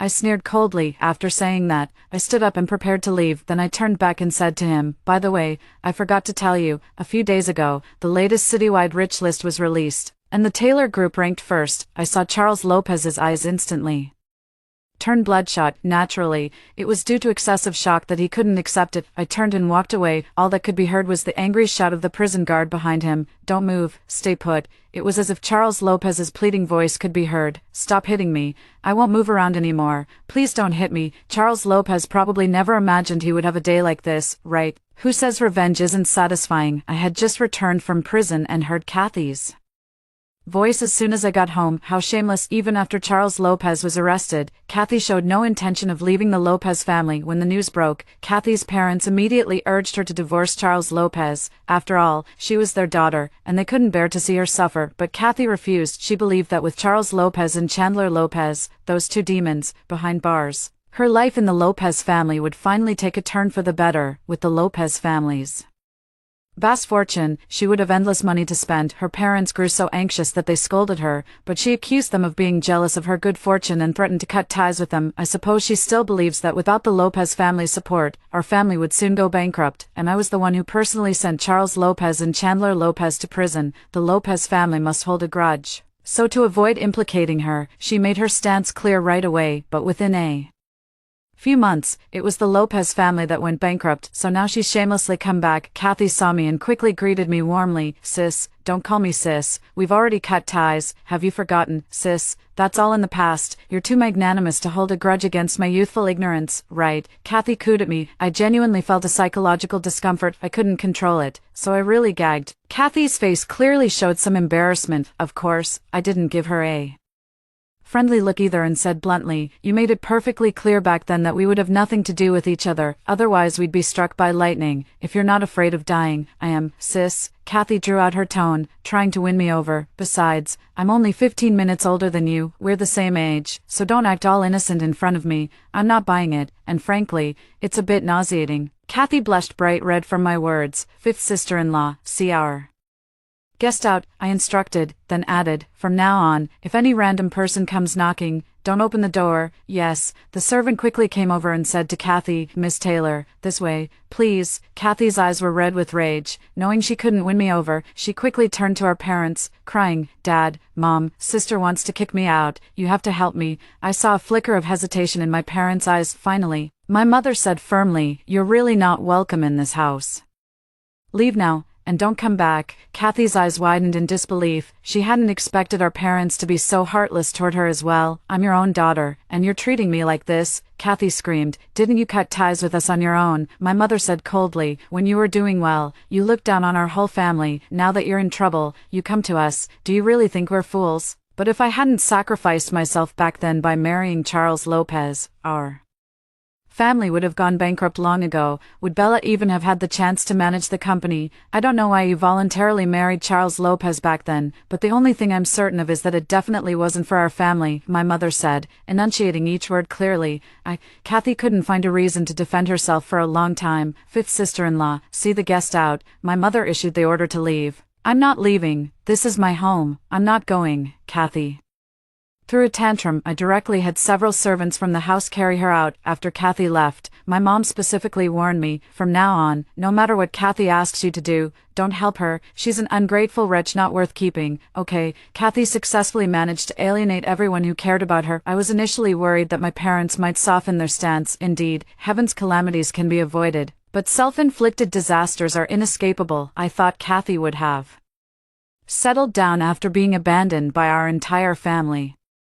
Unexpectedly, Kathy started her own live stream online, accusing our family of being ungrateful to her. She claimed that in order to prevent our family from going bankrupt, she was forced to marry the comatose Charles Lopez. After Charles Lopez woke up, he turned out to be a pervert who tormented her in every way possible. To protect the family business, she had no choice but to endure the humiliation. Now that Charles Lopez is finally behind bars, the Lopez family has gotten their just desserts, and the family business is thriving again. Our family has started to look down on her for being unclean and kicked her out. Kathy's live stream is incredibly popular, with over 100,000 viewers tuning in almost as soon as she goes online. Everyone is expressing their outrage on Kathy's behalf. Our entire family has been subjected to online harassment. Naturally, Taylor Group was also implicated, and its stock price has been continuously falling. My live stream, the company's live stream, was flooded with countless netizens coming to hurl insults. I took the initiative to call Kathy. Kathy simply didn't answer, including calls from our parents. She took advantage of this wave of traffic to play the victim in her live stream and sell products, making a fortune. I suppose she was quite proud of herself for coming up with such a brilliant way to get back at us, making money while making our lives difficult. Killing two birds with one stone. However, my patience has reached its limit. Originally, I thought that as long as she stopped causing trouble in this life, lived quietly on her own, and didn't provoke me, the suffering she endured after marrying Charles Lopez would serve as her punishment for her actions in the previous life. Some people really do only know how to push their luck. Today, during the peak of her live stream's popularity, I posted several videos on my short video account. The first video was of Kathy volunteering herself when our parents were struggling to decide which of us should marry Charles Lopez. The second video showed Kathy's domineering behavior at home, after which I said I would marry Charles Lopez and that she didn't have to. She then firmly insisted that she would be the one to marry him. The third segment is Kathy cutting off ties with me and with our parents. The fourth segment is an audio clip where Kathy tells me to go celebrate Charles Lopez's birthday. The fifth segment shows the birthday party, where Kathy has a malicious and triumphant smile while Charles Lopez bullies me. After all, everyone's attention was on Charles Lopez at the time, and no one noticed that fleeting moment, which I intentionally zoomed in on and slowed down. Once all the videos were released, the truth became clear. Kathy was still playing the victim in the live stream. You have no idea what kind of life I've had at Taylor's house. My parents have always favored my sister since we were little. They never treated me well. When I was a child, I always wore my sister's hand-me-downs and ate the food she didn't like. Netizen 1, stop lying. We already know your true colors. Kathy frowned as she read the comment. I know you don't believe that such things could still happen in today's society. If I hadn't experienced it myself, I wouldn't believe it either. Netizen 1, enough. How long are you going to keep pretending? Refund, refund. Kathy was a bit angry. Since you can't empathize with human suffering, you're not welcome in my livestream. Please leave. Netizen 2, how thick-skinned do you have to be to say such disgusting things? Netizen 3, this is absolutely disgusting. I even bought a lot of things from her livestream, but the quality of the items I received was terrible. Netizen 4, I didn't dare to say it before, thinking I was just paying for the hardship, but I never expected to be outright scammed. Netizen 5, I ate the braised chicken feet she sold yesterday and ended up vomiting and having diarrhea. I seriously suspect they are unregulated products. Kathy's live stream was flooded with criticism. At first, Kathy tried to explain, but later it became clear that she couldn't control the situation. She couldn't hold back her temper and snapped back. Buy it or don't. It's up to you. If you're not buying, just leave my live stream. Netizen 6, finally, she's dropping the act. This must be her true colors. Disgusting. Disgusting. Disgusting. Netizen 7, suggest relevant departments strictly investigate the products she sells. There must be something wrong with them. Netizen 8, waiting for the inspection results. Kathy finally learned what had happened after her assistant reminded her. Kathy's face instantly changed dramatically. She hurriedly turned off the live stream. Then she immediately called me. Bella, how could you be so malicious? You secretly recorded so many videos. I laughed at that. I'm malicious. This is called self-defense. If I hadn't been reborn and prepared in advance, wouldn't I have been killed by you again? You were reborn too. I knew it, Bella. I knew you were taking revenge on me. It was you who set me up step by step. Kathy was utterly distraught. I didn't set this up. You chose every path yourself. To put it simply, if you hadn't turned against me and our parents, I wouldn't have brought out these videos. At the very least, I would have let you live a normal life. Do you really think I'd believe you? Kathy said fiercely. Otherwise, I would have made these videos public the moment Charles Lopez was caught. Kathy was left speechless by my words. I can only say, you've brought this upon yourself, I sneered, then continued unhurriedly. Kathy, if I'm not mistaken, your live stream is about to face a massive wave of returns, since you signed a gamble agreement with the manufacturer. Failing to meet the sales target in a single live stream will leave you completely bankrupt. Secondly, your involvement in selling unregulated products has already constituted a criminal offense. The police will be knocking on your door very soon. Lastly, I did some research for you. Selling unregulated products with sales exceeding 2 million yuan can lead to a prison sentence of up to 15 years. Doing a quick calculation, your live stream sales have far surpassed 2 million yuan. Bella, Kathy screamed hysterically. Congratulations. You're going to be locked up for life. Ah, I'm going to kill you. I'm going to kill you. Kathy's mentality completely collapsed. Kathy's threat to kill me was not just empty talk. Early the next morning, I noticed a suspicious vehicle following me. LMAO, having lived a second life, how could I let her succeed with the same trick again? I had been practicing my driving skills diligently ever since I was reborn. Knowing that a day like this might come, I furrowed my brows. I slammed the accelerator all the way down. Kathy followed closely behind me, and when I accelerated, she frantically sped up as well. At that very moment, I suddenly made a sharp drift turn. I narrowly missed the large truck in front, while Kathy had no time to brake or turn, crashing into the truck at full speed. Under the intense impact, the front of Kathy's car was completely destroyed. Kathy was lucky to survive, but she ended up completely paralyzed, destined to spend the rest of her life in bed. I went to see her. She still looked at me with anger and agitation, but there was nothing she could do. This was truly worse than if she had died. I looked down at her and sneered. Even after being reborn, a fool is still a fool. Enjoy the rest of your incomplete and foolish life. I saw Kathy finally break down and burst into uncontrollable sobs. I didn't know if she was filled with regret or resentment. Anyway, it doesn't matter anymore. I left the hospital. I won't be coming back again. My parents didn't even come once. When I told them Kathy had an accident, they were on vacation abroad, they just casually said, she brought it upon herself to live a whole life and end up like Kathy is truly pathetic. I looked up at the blue sky, feeling an indescribable sense of clarity and comfort. Next, it's time for me to fully enjoy the wonderful life I couldn't experience in my previous life. After hearing the second story above, what are your thoughts? Feel free to share your opinions in the comments section. Next, there is another similar story. Let's continue to see. My sister-in-law was pregnant and called me in the middle of the night, asking me to make her some cola chicken wings to satisfy her craving. Shortly after she finished eating, she had a miscarriage. She tearfully told my brother that I had poisoned her. My brother was furious, and during the struggle, he kicked me down the stairs, resulting in high-level paraplegia. Not only did my mother not take me to the hospital, but she also locked me at home, cutting off all my connections with the outside world. They squandered my money. While I starved to death at home, opening my eyes again, I went back to the moment I received my sister-in-law's phone call. Greta, come back quickly. I'm having cravings and don't want anything else. Just the cola chicken wings you make. The phone was playing the coquettish, high-pitched voice of my sister-in-law, Julia. I jolted in shock, unable to believe my eyes as I glanced at the date and time displayed on my phone. It was actually 6 months ago. I have been reborn. Those miserable past events are still vivid in my mind, and I couldn't help but clench my fists. I tried hard to keep my voice calm. Don't you see what time it is now? I still have to work tomorrow. If you want to eat something, go find my brother. I'm busy right now, so I won't talk to you anymore. After saying that, without waiting for a response from the other end, I quickly hung up the phone. My heart was pounding like a drum. My palms were drenched in sweat. My sister-in-law married into our family 3 months ago. The next day, my mother urged me to move out. She said that since I'm already this old and have such a good relationship with my brother, now that my sister-in-law has entered the family, I need to learn to avoid any suspicion. We can't let their child overthink things. I thought my mother was overthinking it, and since I had no shortage of money, I moved out without a second thought. I let them live in my apartment. I also give my mom 5,000 yuan in living expenses every month, but I never expected their greed to go far beyond that. What they've always wanted is everything I have. Thinking about what happened in my past life, I broke out in a cold sweat. Just after I washed my face in the bathroom, my brother called. He started scolding me. What's the matter? Your sister-in-law is pregnant and just wants to eat something you made, and you're making excuses. If you consider me your brother, you better come back right now. What does her pregnancy have to do with me? I'm not your servant. You can't just call me over at 3 in the morning and expect me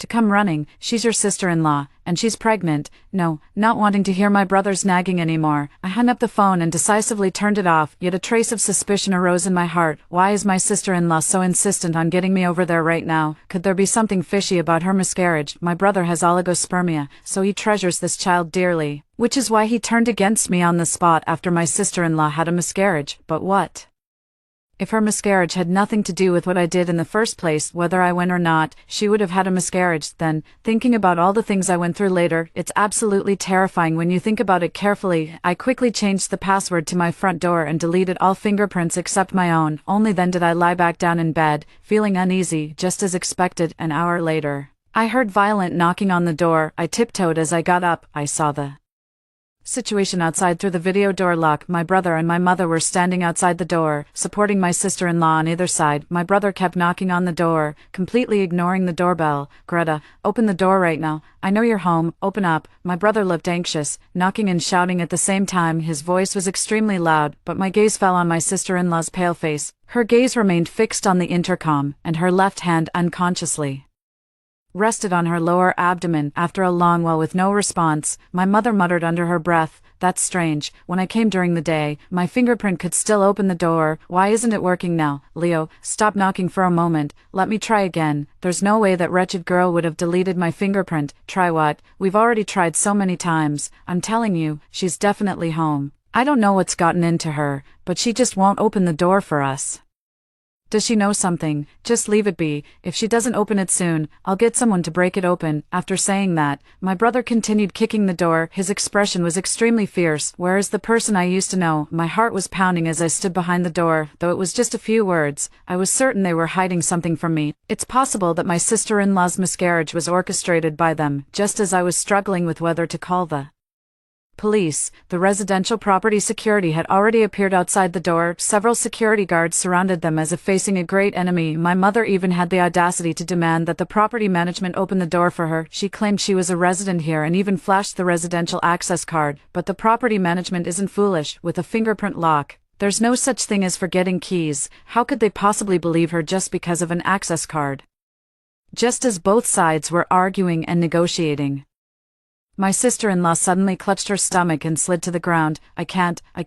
My stomach hurts. My stomach really hurts. Quickly take me to the hospital. Julia, are you okay? Wife, what's wrong with you?" My mom and my brother stopped arguing immediately and both hurried over to support her. I quickly noticed that my sister-in-law's pajama pants seemed to have a wet spot in the middle. Oh no. It must be just as I guessed. She had a miscarriage. I let out a long sigh of relief. Only after the property management staff, in a flurry of activity, helped them carry the person downstairs, I slumped to the ground, leaning against the door. This time, I didn't go back to make cola chicken wings, but that didn't mean they would let me off the hook. There was no telling what other excuses they might come up with. After all, in my previous life, they gained too many benefits from me. It was only then that I realized my mother never cared whether I lived or died. But why am I?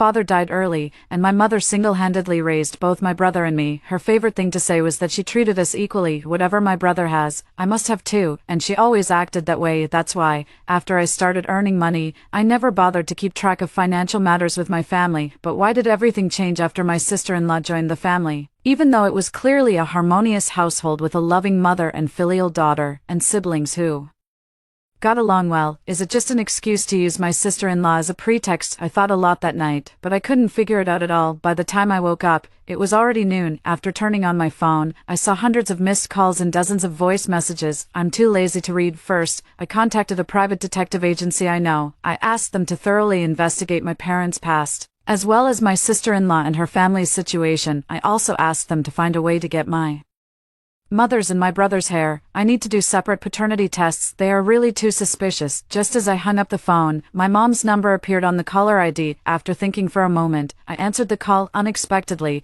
Although my mom's tone was anxious, she didn't scold me. "Darling, where are you? Come to the hospital quickly. Your sister-in-law had a miscarriage last night." How could this be? I pretended to be shocked. My mother paused for a moment before explaining to me. She said that last night, my sister-in-law wanted to eat something I made, but I refused to go home, so she and my brother brought her to my place. I never expected that this trip would cause my sister-in-law to lose the baby. By the end, my mother's voice was choked with tears. "It's all our fault for not being careful. We took your sister-in-law out before her pregnancy was stable, but you know your brother's situation.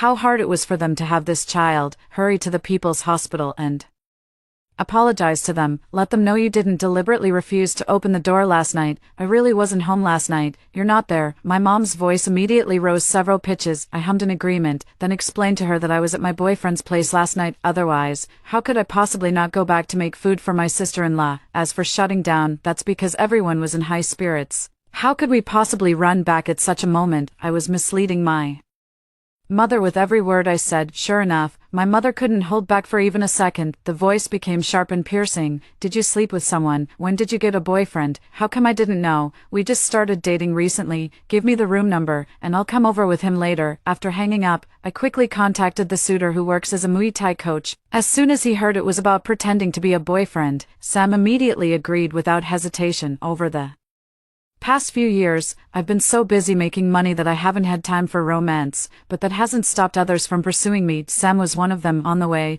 I briefly explained the situation to him, which also served as a heads up. He grinned broadly and said, enduring a little grievance for you is nothing. If your mom wants me to take responsibility, I'll take responsibility. That kind of good fortune is something I'd beg for but couldn't get. Don't overthink it. I'm just worried they might target you. Really? Am I that bad? Sam was made to feel insecure by what I said. I also found it hard to explain to him, as this was my way of testing the waters, but I never expected their reaction to be so extreme. As soon as I entered the door, my brother rushed over, swinging his arm wide to slap me. Shameless girl, have you no shame? You slept with someone without a word and caused her sister-in-law to have a miscarriage. I immediately ducked and hid behind Sam. He grabbed my brother's hand and stood in front of me like a mountain. My brother flew into a rage. Let go of me, you brat. What business is it of yours? This wretched girl knew her sister-in-law was pregnant and still made us go through all this trouble. If I don't beat her to death today, my name isn't Chin. But he was no match for Sam, who stood nearly 9 meters tall. Sam turned to look at me. I shook my head at him. Then he poked his head out to look at my brother, though his face was still familiar. There was an indescribable sense of strangeness about him. No, not exactly strange, though. Wasn't this the same expression he had when he kicked me down the stairs in my previous life? I glanced at my mom, who was quietly comforting my sister-in-law. I understood. If Sam hadn't come with me, I might have been lying on the ground by now, and they would still refuse to give me any chance to explain, just like in my previous life. I stared straight into my brother's eyes. What does her miscarriage have to do with me? How can you blame me for this? Did I tell you to take her out, or did I invite you to my house? Leo, let me make this clear. Your wife's pregnancy has nothing to do with me. I have no obligation to serve you like a slave. Oh, how can you talk like that? Your brother is just upset about losing the baby. Can't you try to understand him? My mother stood up and walked toward me as she spoke. I immediately stepped back. Perhaps it was due to the painful experiences from my past life. Now, whenever she gets close, I get a creepy feeling. Sam suddenly spoke up. Don't move. Take another step and I'll break your son's fingers. My mother immediately stopped in her tracks, her face filled with disbelief. Girl, is this the boyfriend you found? The first time we meet, he's threatening your brother. What's going on in your head? I don't agree with you two being together. At least he wouldn't lay a hand on me. I replied coldly. Some things really shouldn't be tested. I thought the reason they treated me that way in my past life was because they had lost the child. But now it doesn't feel that way. My sister-in-law's miscarriage was just the trigger. The real reason is probably something else. Once again, I fearlessly spoke up. Mom, did you not see my brother hitting me? Or do you also think my sister-in-law's miscarriage is my fault? Should I have dropped everything, no matter what time it was or what I was doing, and rushed back to serve her the moment she called? I didn't mean it that way. It's just that the child is gone, and everyone is feeling upset. Right, then why are you blaming my boyfriend for taking action? During the back and forth, I stared intently into my mother's eyes. She guiltily looked away. My heart stirred, and I quickly gave Sam a couple of instructions before turning around and running out. My mother's expression changed drastically. By the time she tried to stop me, it was already too late. I rushed to the nurse's station in one breath and asked the nurse why my sister-in-law had a miscarriage. Perhaps my expression was too terrifying. The young nurse was so frightened that she quickly flipped through the records. Then she cautiously said, my sister-in-law came to schedule a medication abortion 3 days ago. Didn't my family already know about it? Why are you asking again now? After saying that, she pointed to a few signed forms for me to see. This is her husband's signature. The fetus hasn't been developing well from the start, and we can't even see the fetal bud. If you family members can't agree, it has Nothing to do with our hospital, thank you. After thanking the nurse, I walked back on shaky legs. It was all a trap, the embryo was not developing properly, so I scheduled a medical abortion, but they're blaming me for it, and because of that, they even resorted to harming me. No wonder they insisted on pushing my sister-in-law in front of me. Were they afraid they wouldn't have a valid reason to target me? Since they are already so vicious, what excuse do they need? I can't understand why my mother would treat me this way. We are all her children, and she has always treated us equally. How could things change so suddenly? And when I think about the experiences from my past life, I lifted my head and rubbed my eyes hard. Back in the hospital room, Sam was tightly restraining my mom and my brother. My sister-in-law was still whimpering on the hospital bed. Without a second thought, I rushed over and slapped her across the face. You scheduled the medical abortion yourselves, yet you're blaming me for your miscarriage. Julia, have you no shame? What are you doing? Greta, seeing his wife get hit, my brother flew into a helpless rage, but no matter how hard I struggled, I couldn't break free from Sam. I turned around and rushed up to him using all the strength I had. I swung my arm and gave him a few hard slaps. You're eating my food and living in my place, and you still dare to scheme against me, Leo. You already signed the hospital papers, and now you're saying I caused your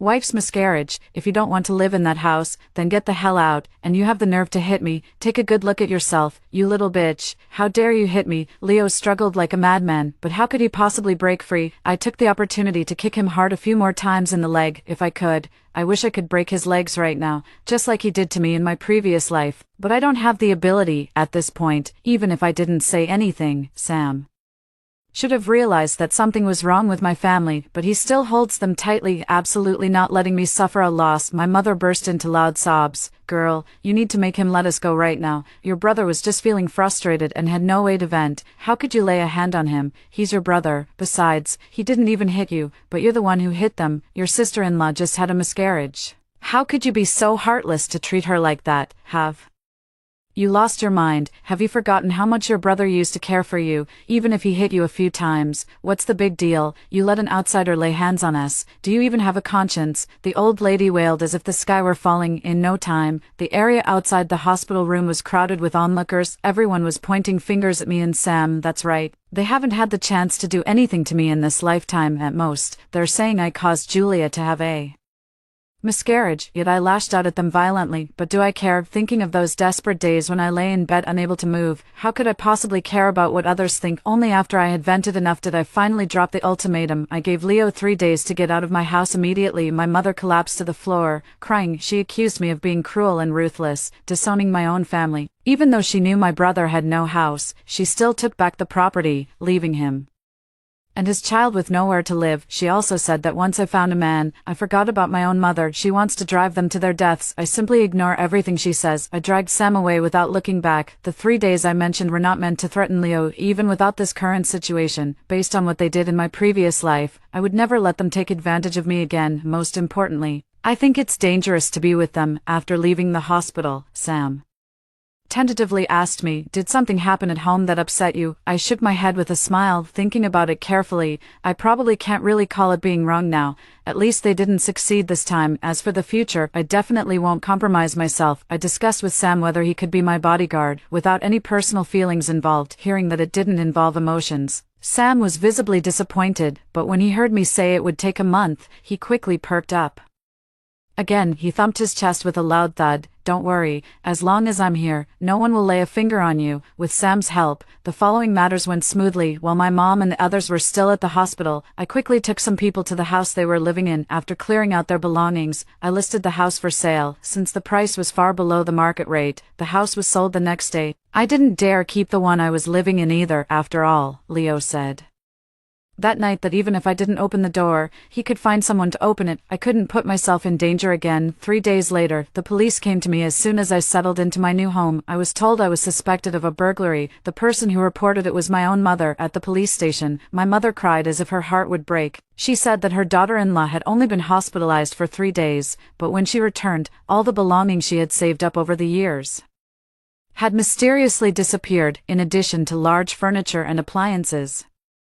There are also various scattered gold and silver jewelry. The total value far exceeds 300,000. The suspect in the case was directly pointed at me. I laughed in anger on the spot. My father passed away early and didn't leave much behind. Before I could earn money, our family still lived in rented housing. That 3-bedroom, 2-living-room apartment was bought after I started earning money. It was registered under my name before my brother got married. My mother once asked me to transfer the property to him, saying that since he was starting a family and career, he shouldn't be without a home at that time. I agreed out of soft-heartedness, but I never found the time to handle the transfer. As for the furniture and appliances inside, I paid to have them all replaced before my brother got married. I still have the purchase receipts in my possession. Seeing me calmly present the copy of the property deed before the transfer, the purchase records of furniture and appliances, and the various jewelry purchase receipts she had listed, my mom exploded on the spot. She lunged at me, flailing her arms and trying to tear me apart. You little bitch. How could you be so cunning? I raised you. What's wrong with you giving me these few things? You even kept records. Do you have a conscience? Do you?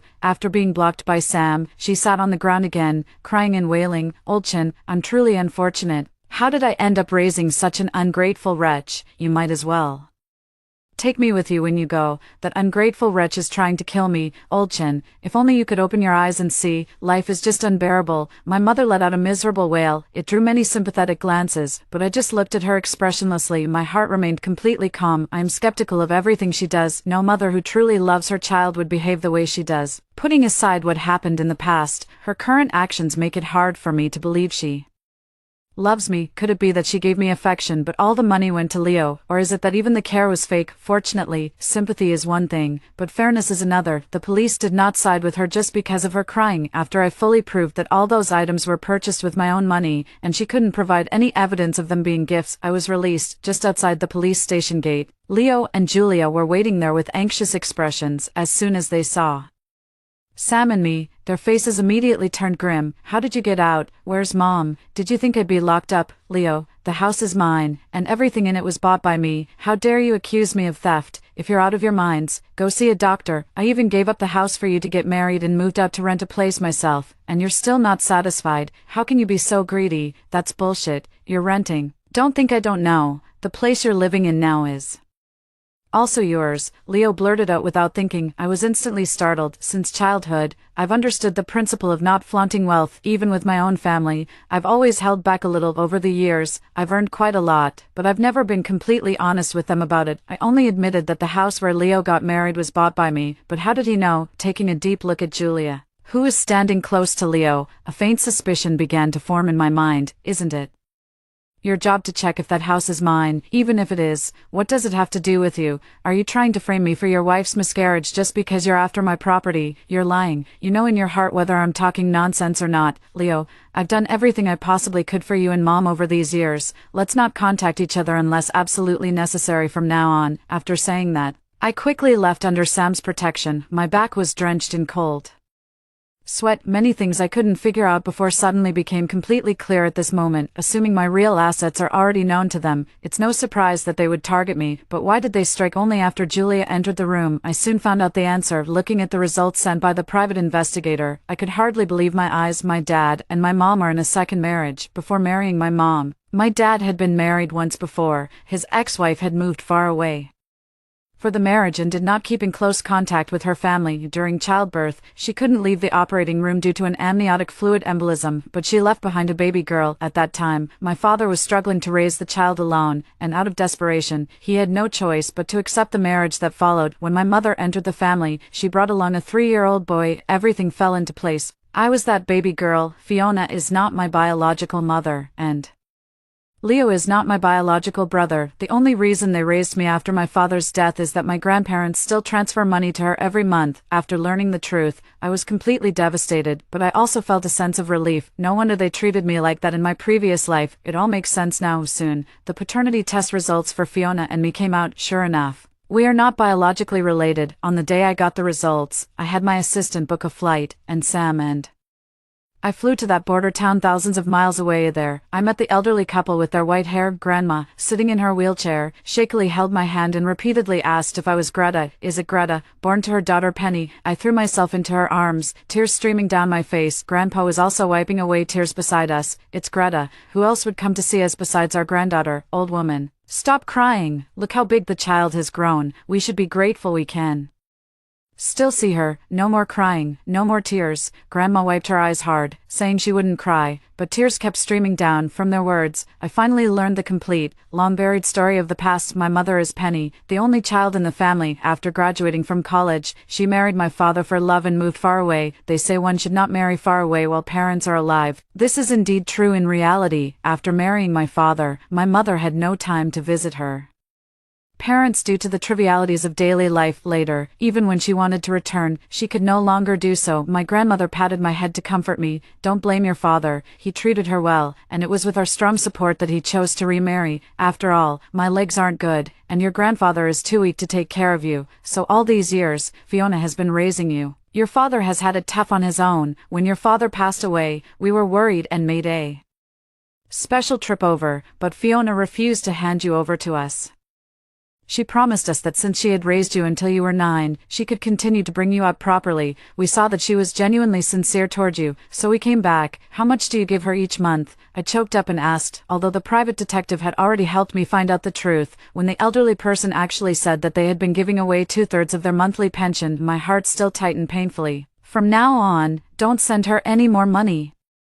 I've grown up and can earn my own living. Grandma has trouble with her legs, so I'll find her the best doctor. I promise to give you all a better life. Good, good. I always knew our Greta was a good child. Grandpa and Grandma smiled with relief. After returning from the border town, I went to see Julia as soon as possible. Now she and her son Leo are renting a place together. Without my financial support, she looked quite haggard. She had completely lost the delicate, pampered appearance she once had. Sitting across from me, she stared at me with a strange expression for more than 10 seconds before speaking. What? Leo won't forgive you, so you're using me as a mediator? Greta, you're really something. Which sister-in-law would act as ruthlessly as you? You sold the house you promised to your brother without a second thought, and you cut off the monthly allowance for your mother's retirement without hesitation. How could you do such things? Kevin is your ex-boyfriend. Oh, wait, I mean your on and off boyfriend, right? I ignored Julia and instead changed the subject to another matter. The color drained from Julia's face in an instant. She stared at me wide-eyed, her face full of disbelief. I slowly placed the evidence in front of her. Kevin dumped you, using the excuse that you'll never measure up to me, right? So you deliberately found Leo as a rebound, brewing him a pot of everlasting tea. All just to target me. You're talking nonsense. Am I talking nonsense? You and Kevin still haven't cut ties, have you? Julia, have you lost your mind from being such a doormat? Kevin is openly a scumbag. Just because you're into him doesn't mean I am. I've never given him the time of day from the start, yet you believed all his lies and even married Leo just to get back at me, the so-called white moonlight in his life. At this point, I really couldn't help but laugh out loud. You think becoming my sister-in-law gives you leverage over me, and you even told Leo and his mother about my true financial situation, but have you ever considered that with just a snap of my fingers, Kevin would come crawling to me just like you fawn over him?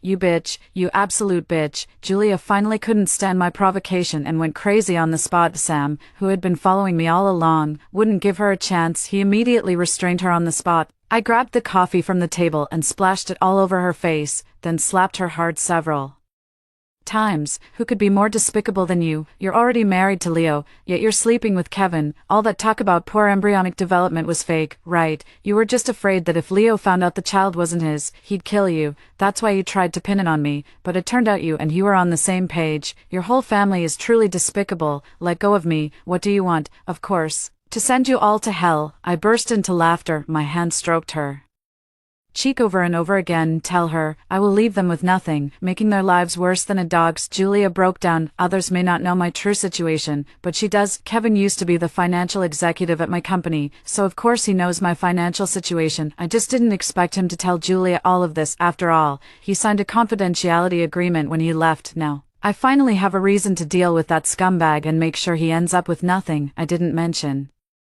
anything else to Julia. Naturally, she wouldn't go back and tell Leo and the others that I had approached her, since her affair with Kevin is her weak spot. Before leaving, I warned Julia, if she dares to leave the Chin family without turning Leo completely green with jealousy, I will make her life a living hell. Trembling, she asked me just how many times she had to cheat. I dipped my finger in water and wrote a number in front of her, and she instantly collapsed to the ground. 100 kills.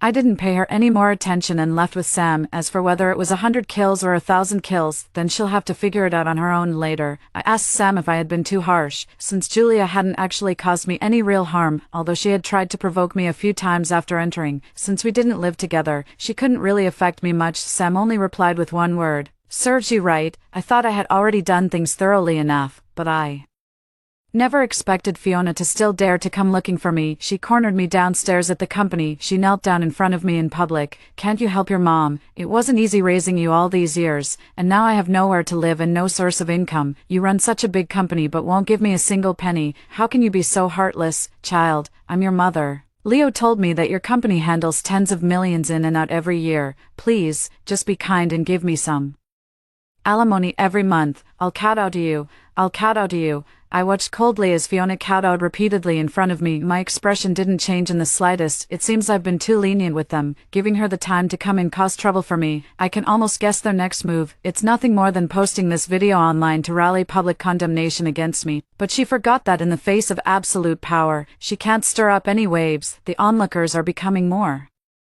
and more rational. Moreover, I won't give them the slightest chance. I didn't bend down to help Fiona up until she had knocked her head until it bled. She said in a very loud voice, "You should be kowtowing to me. After all, you've been swindling two elderly people out of their pensions for years, and you even had the nerve to try to manipulate me into buying a house for your son, not to mention trying to take advantage of me, an orphan girl, by scheming to get my inheritance. Fiona, what goes around comes around. If you keep doing bad things, you'll eventually face the consequences, you know." Fiona was shocked. I continued to smile at her. "Back then, you stubbornly refused to return me to my grandparents just to embezzle my father's death compensation. Later, you continued to deceive the two elderly people using my name. Fiona, are you completely obsessed with money?" "No, I didn't." Fiona scrambled up from the ground as if she had seen a ghost and ran away, but no matter how fast she ran, she couldn't outrun the internet. That very night, I paid to have her trending on social media. Fiona's dirty deeds were vividly written into sensational stories, complete with various real screenshots. A greedy and malicious stepmother was freshly exposed. I don't know if it will lead to online bullying, but what I do know is that she probably won't have time to look for me next, because something happened to Leo. Over the years, I've given a lot of money to the family, and with the pension Fiona swindled from my grandparents, they've been living quite comfortably. Although Leo is just a small worker earning $3,000 a month, he has long been accustomed to a lavish lifestyle, spending money freely and enjoying the company of friends while drinking and having fun. Even now, living beyond his means doesn't stop him from seeking pleasure. Where there are many people, there is bound to be more trouble. Leo got into a conflict with someone at the bar and was dragged into a corner by a group of people who beat him up. None of his so-called brothers dared to utter a word. As a result, he ended up paralyzed. Just like in my previous life, he can only spend the rest of his days lying in bed, unable to afford the medical fees. Fiona came to see me several times but couldn't find me. I heard that in the end, she tearfully took the person back home. The landlord who rented the house to them felt it was unlucky and kicked them out after just a few days. Now the whole family is crammed into a small single room in an urban village. To cover the medical expenses, Fiona had no choice but to go out and look for a job. But where could she possibly find one? After all, she was now a well-known figure online. Who would dare hire such a malicious and vicious old woman? She could only pick up trash outside every day. Julia originally wanted to run away, but when she went to find Kevin, she witnessed the moment he was arrested. Now she was completely subdued. Every day, she diligently brought people back to the rental house to continue her 100-person conquest. Leo was so angry that he started spewing nonsense, babbling incoherently, but every time, Julia would hit him over the head with a tool. After she was done, she cursed him, saying that if it weren't for him, she wouldn't have ended up in such a state. "Since we're going to hell, then let's all go together. I know this because I personally went to the rental house." Julia stood obediently at the door, not daring to take a single step inside. I smelled the pungent odor in the room and looked at Leo on the bed, unable to speak or move. "I feel completely refreshed. Bro, are you comfortable? We grew up together, so there should be some affection between us. But why did you decide to harm me? Now you're enjoying it, lying here without having to work, with food and drink provided. How wonderful." Leo's eyes were filled with resentment, and he was still mumbling incoherently. Although I couldn't understand, I knew he was cursing harshly. I smiled and Patted his face. Were you trying to say it shouldn't be like this, that I should be the one lying in bed, Leo? I've known for a long time that you came back too, but this is the reality. The past in your mind is just a dream. It's better to forget it. I knew he had returned the night he banged on my door, otherwise, he wouldn't have shown such a ferocious expression in advance, because he knew it very well at that time. I was the fish on the chopping board, and he was the butcher, but now everything has changed. I didn't let anyone continue to cause trouble for Fiona and Leo. Sometimes letting them live is worse than death. I told Leo that the past was all a dream, and honestly, it feels the same to me, just a nightmare. Now that the dream is over, it's time for me to live my own life. I bought a city villa in the busiest part of downtown, which is convenient for travel and yet offers a quiet environment. Before bringing my grandparents over, I also hired the best medical team to treat them. A son's desire to care for his parents may come too late. Although I never got to meet my mother in this lifetime, it doesn't stop me from fulfilling her filial duties to my grandparents on her behalf. On the surface, Fiona raised me all these years, but in reality, it was my real relatives who provided the money, scrimping and saving to get me where I am today. Fiona was just a blood-sucking leech. Soon, Sam's contract with me was about to expire, and he asked if I could renew it, considering how hard he had worked. I smiled and agreed to him. Let's be clear up front, we're just in an employment relationship, no emotions involved. You can rest assured about my work. I definitely won't fantasize about things I shouldn't. Besides, how dangerous is it for a single woman to be taking care of two elderly people alone? With me around, no one will lay a finger on you. He patted his chest again with a loud thumping sound. Half a year later, a vicious crime occurred in the city. It even made the news. It was said that in an urban village, a woman who appeared to be weak and defenseless stabbed her disabled husband 27 times, with each strike being fatal. The methods were extremely brutal. When the police attempted to arrest the perpetrator, the suspect took a hostage and fought back violently, shot dead on the spot. The hostage rescued by the police was a madwoman. The madwoman was emaciated, with broken limbs, and reeked of a foul odor. It is said she had been imprisoned for several months. When rescued, he kept shouting deliriously, "No, it shouldn't be like this." When Sam told me this, I was showing my grandparents pictures of the island. The weather is getting cooler now. I'm planning to take my parents to the island for the winter. After 6 months of treatment, Grandma's leg has improved a lot, and now it's just a matter of gradual recovery. After hearing what he said, I just smiled. This is what they deserve. Didn't you say it was fair back then? Now I also think they should. Alright, other people's business has nothing to do with us. Call the assistant to book the flight tickets. I'm taking Grandpa and Grandma away for the winter. How many tickets? I shot him an annoyed look and retorted, "What do you think?" Sam chuckled, a faint blush spreading across his face. I ignored him and just looked up at the sky, awaking from the dream. The cloudless sky was truly beautiful. After hearing the stories above, what are your thoughts? Feel free to share your opinions in the comments section. Looking forward to hearing from you. If you liked this story, don't forget to like it, share it, and subscribe to my channel. See you next time.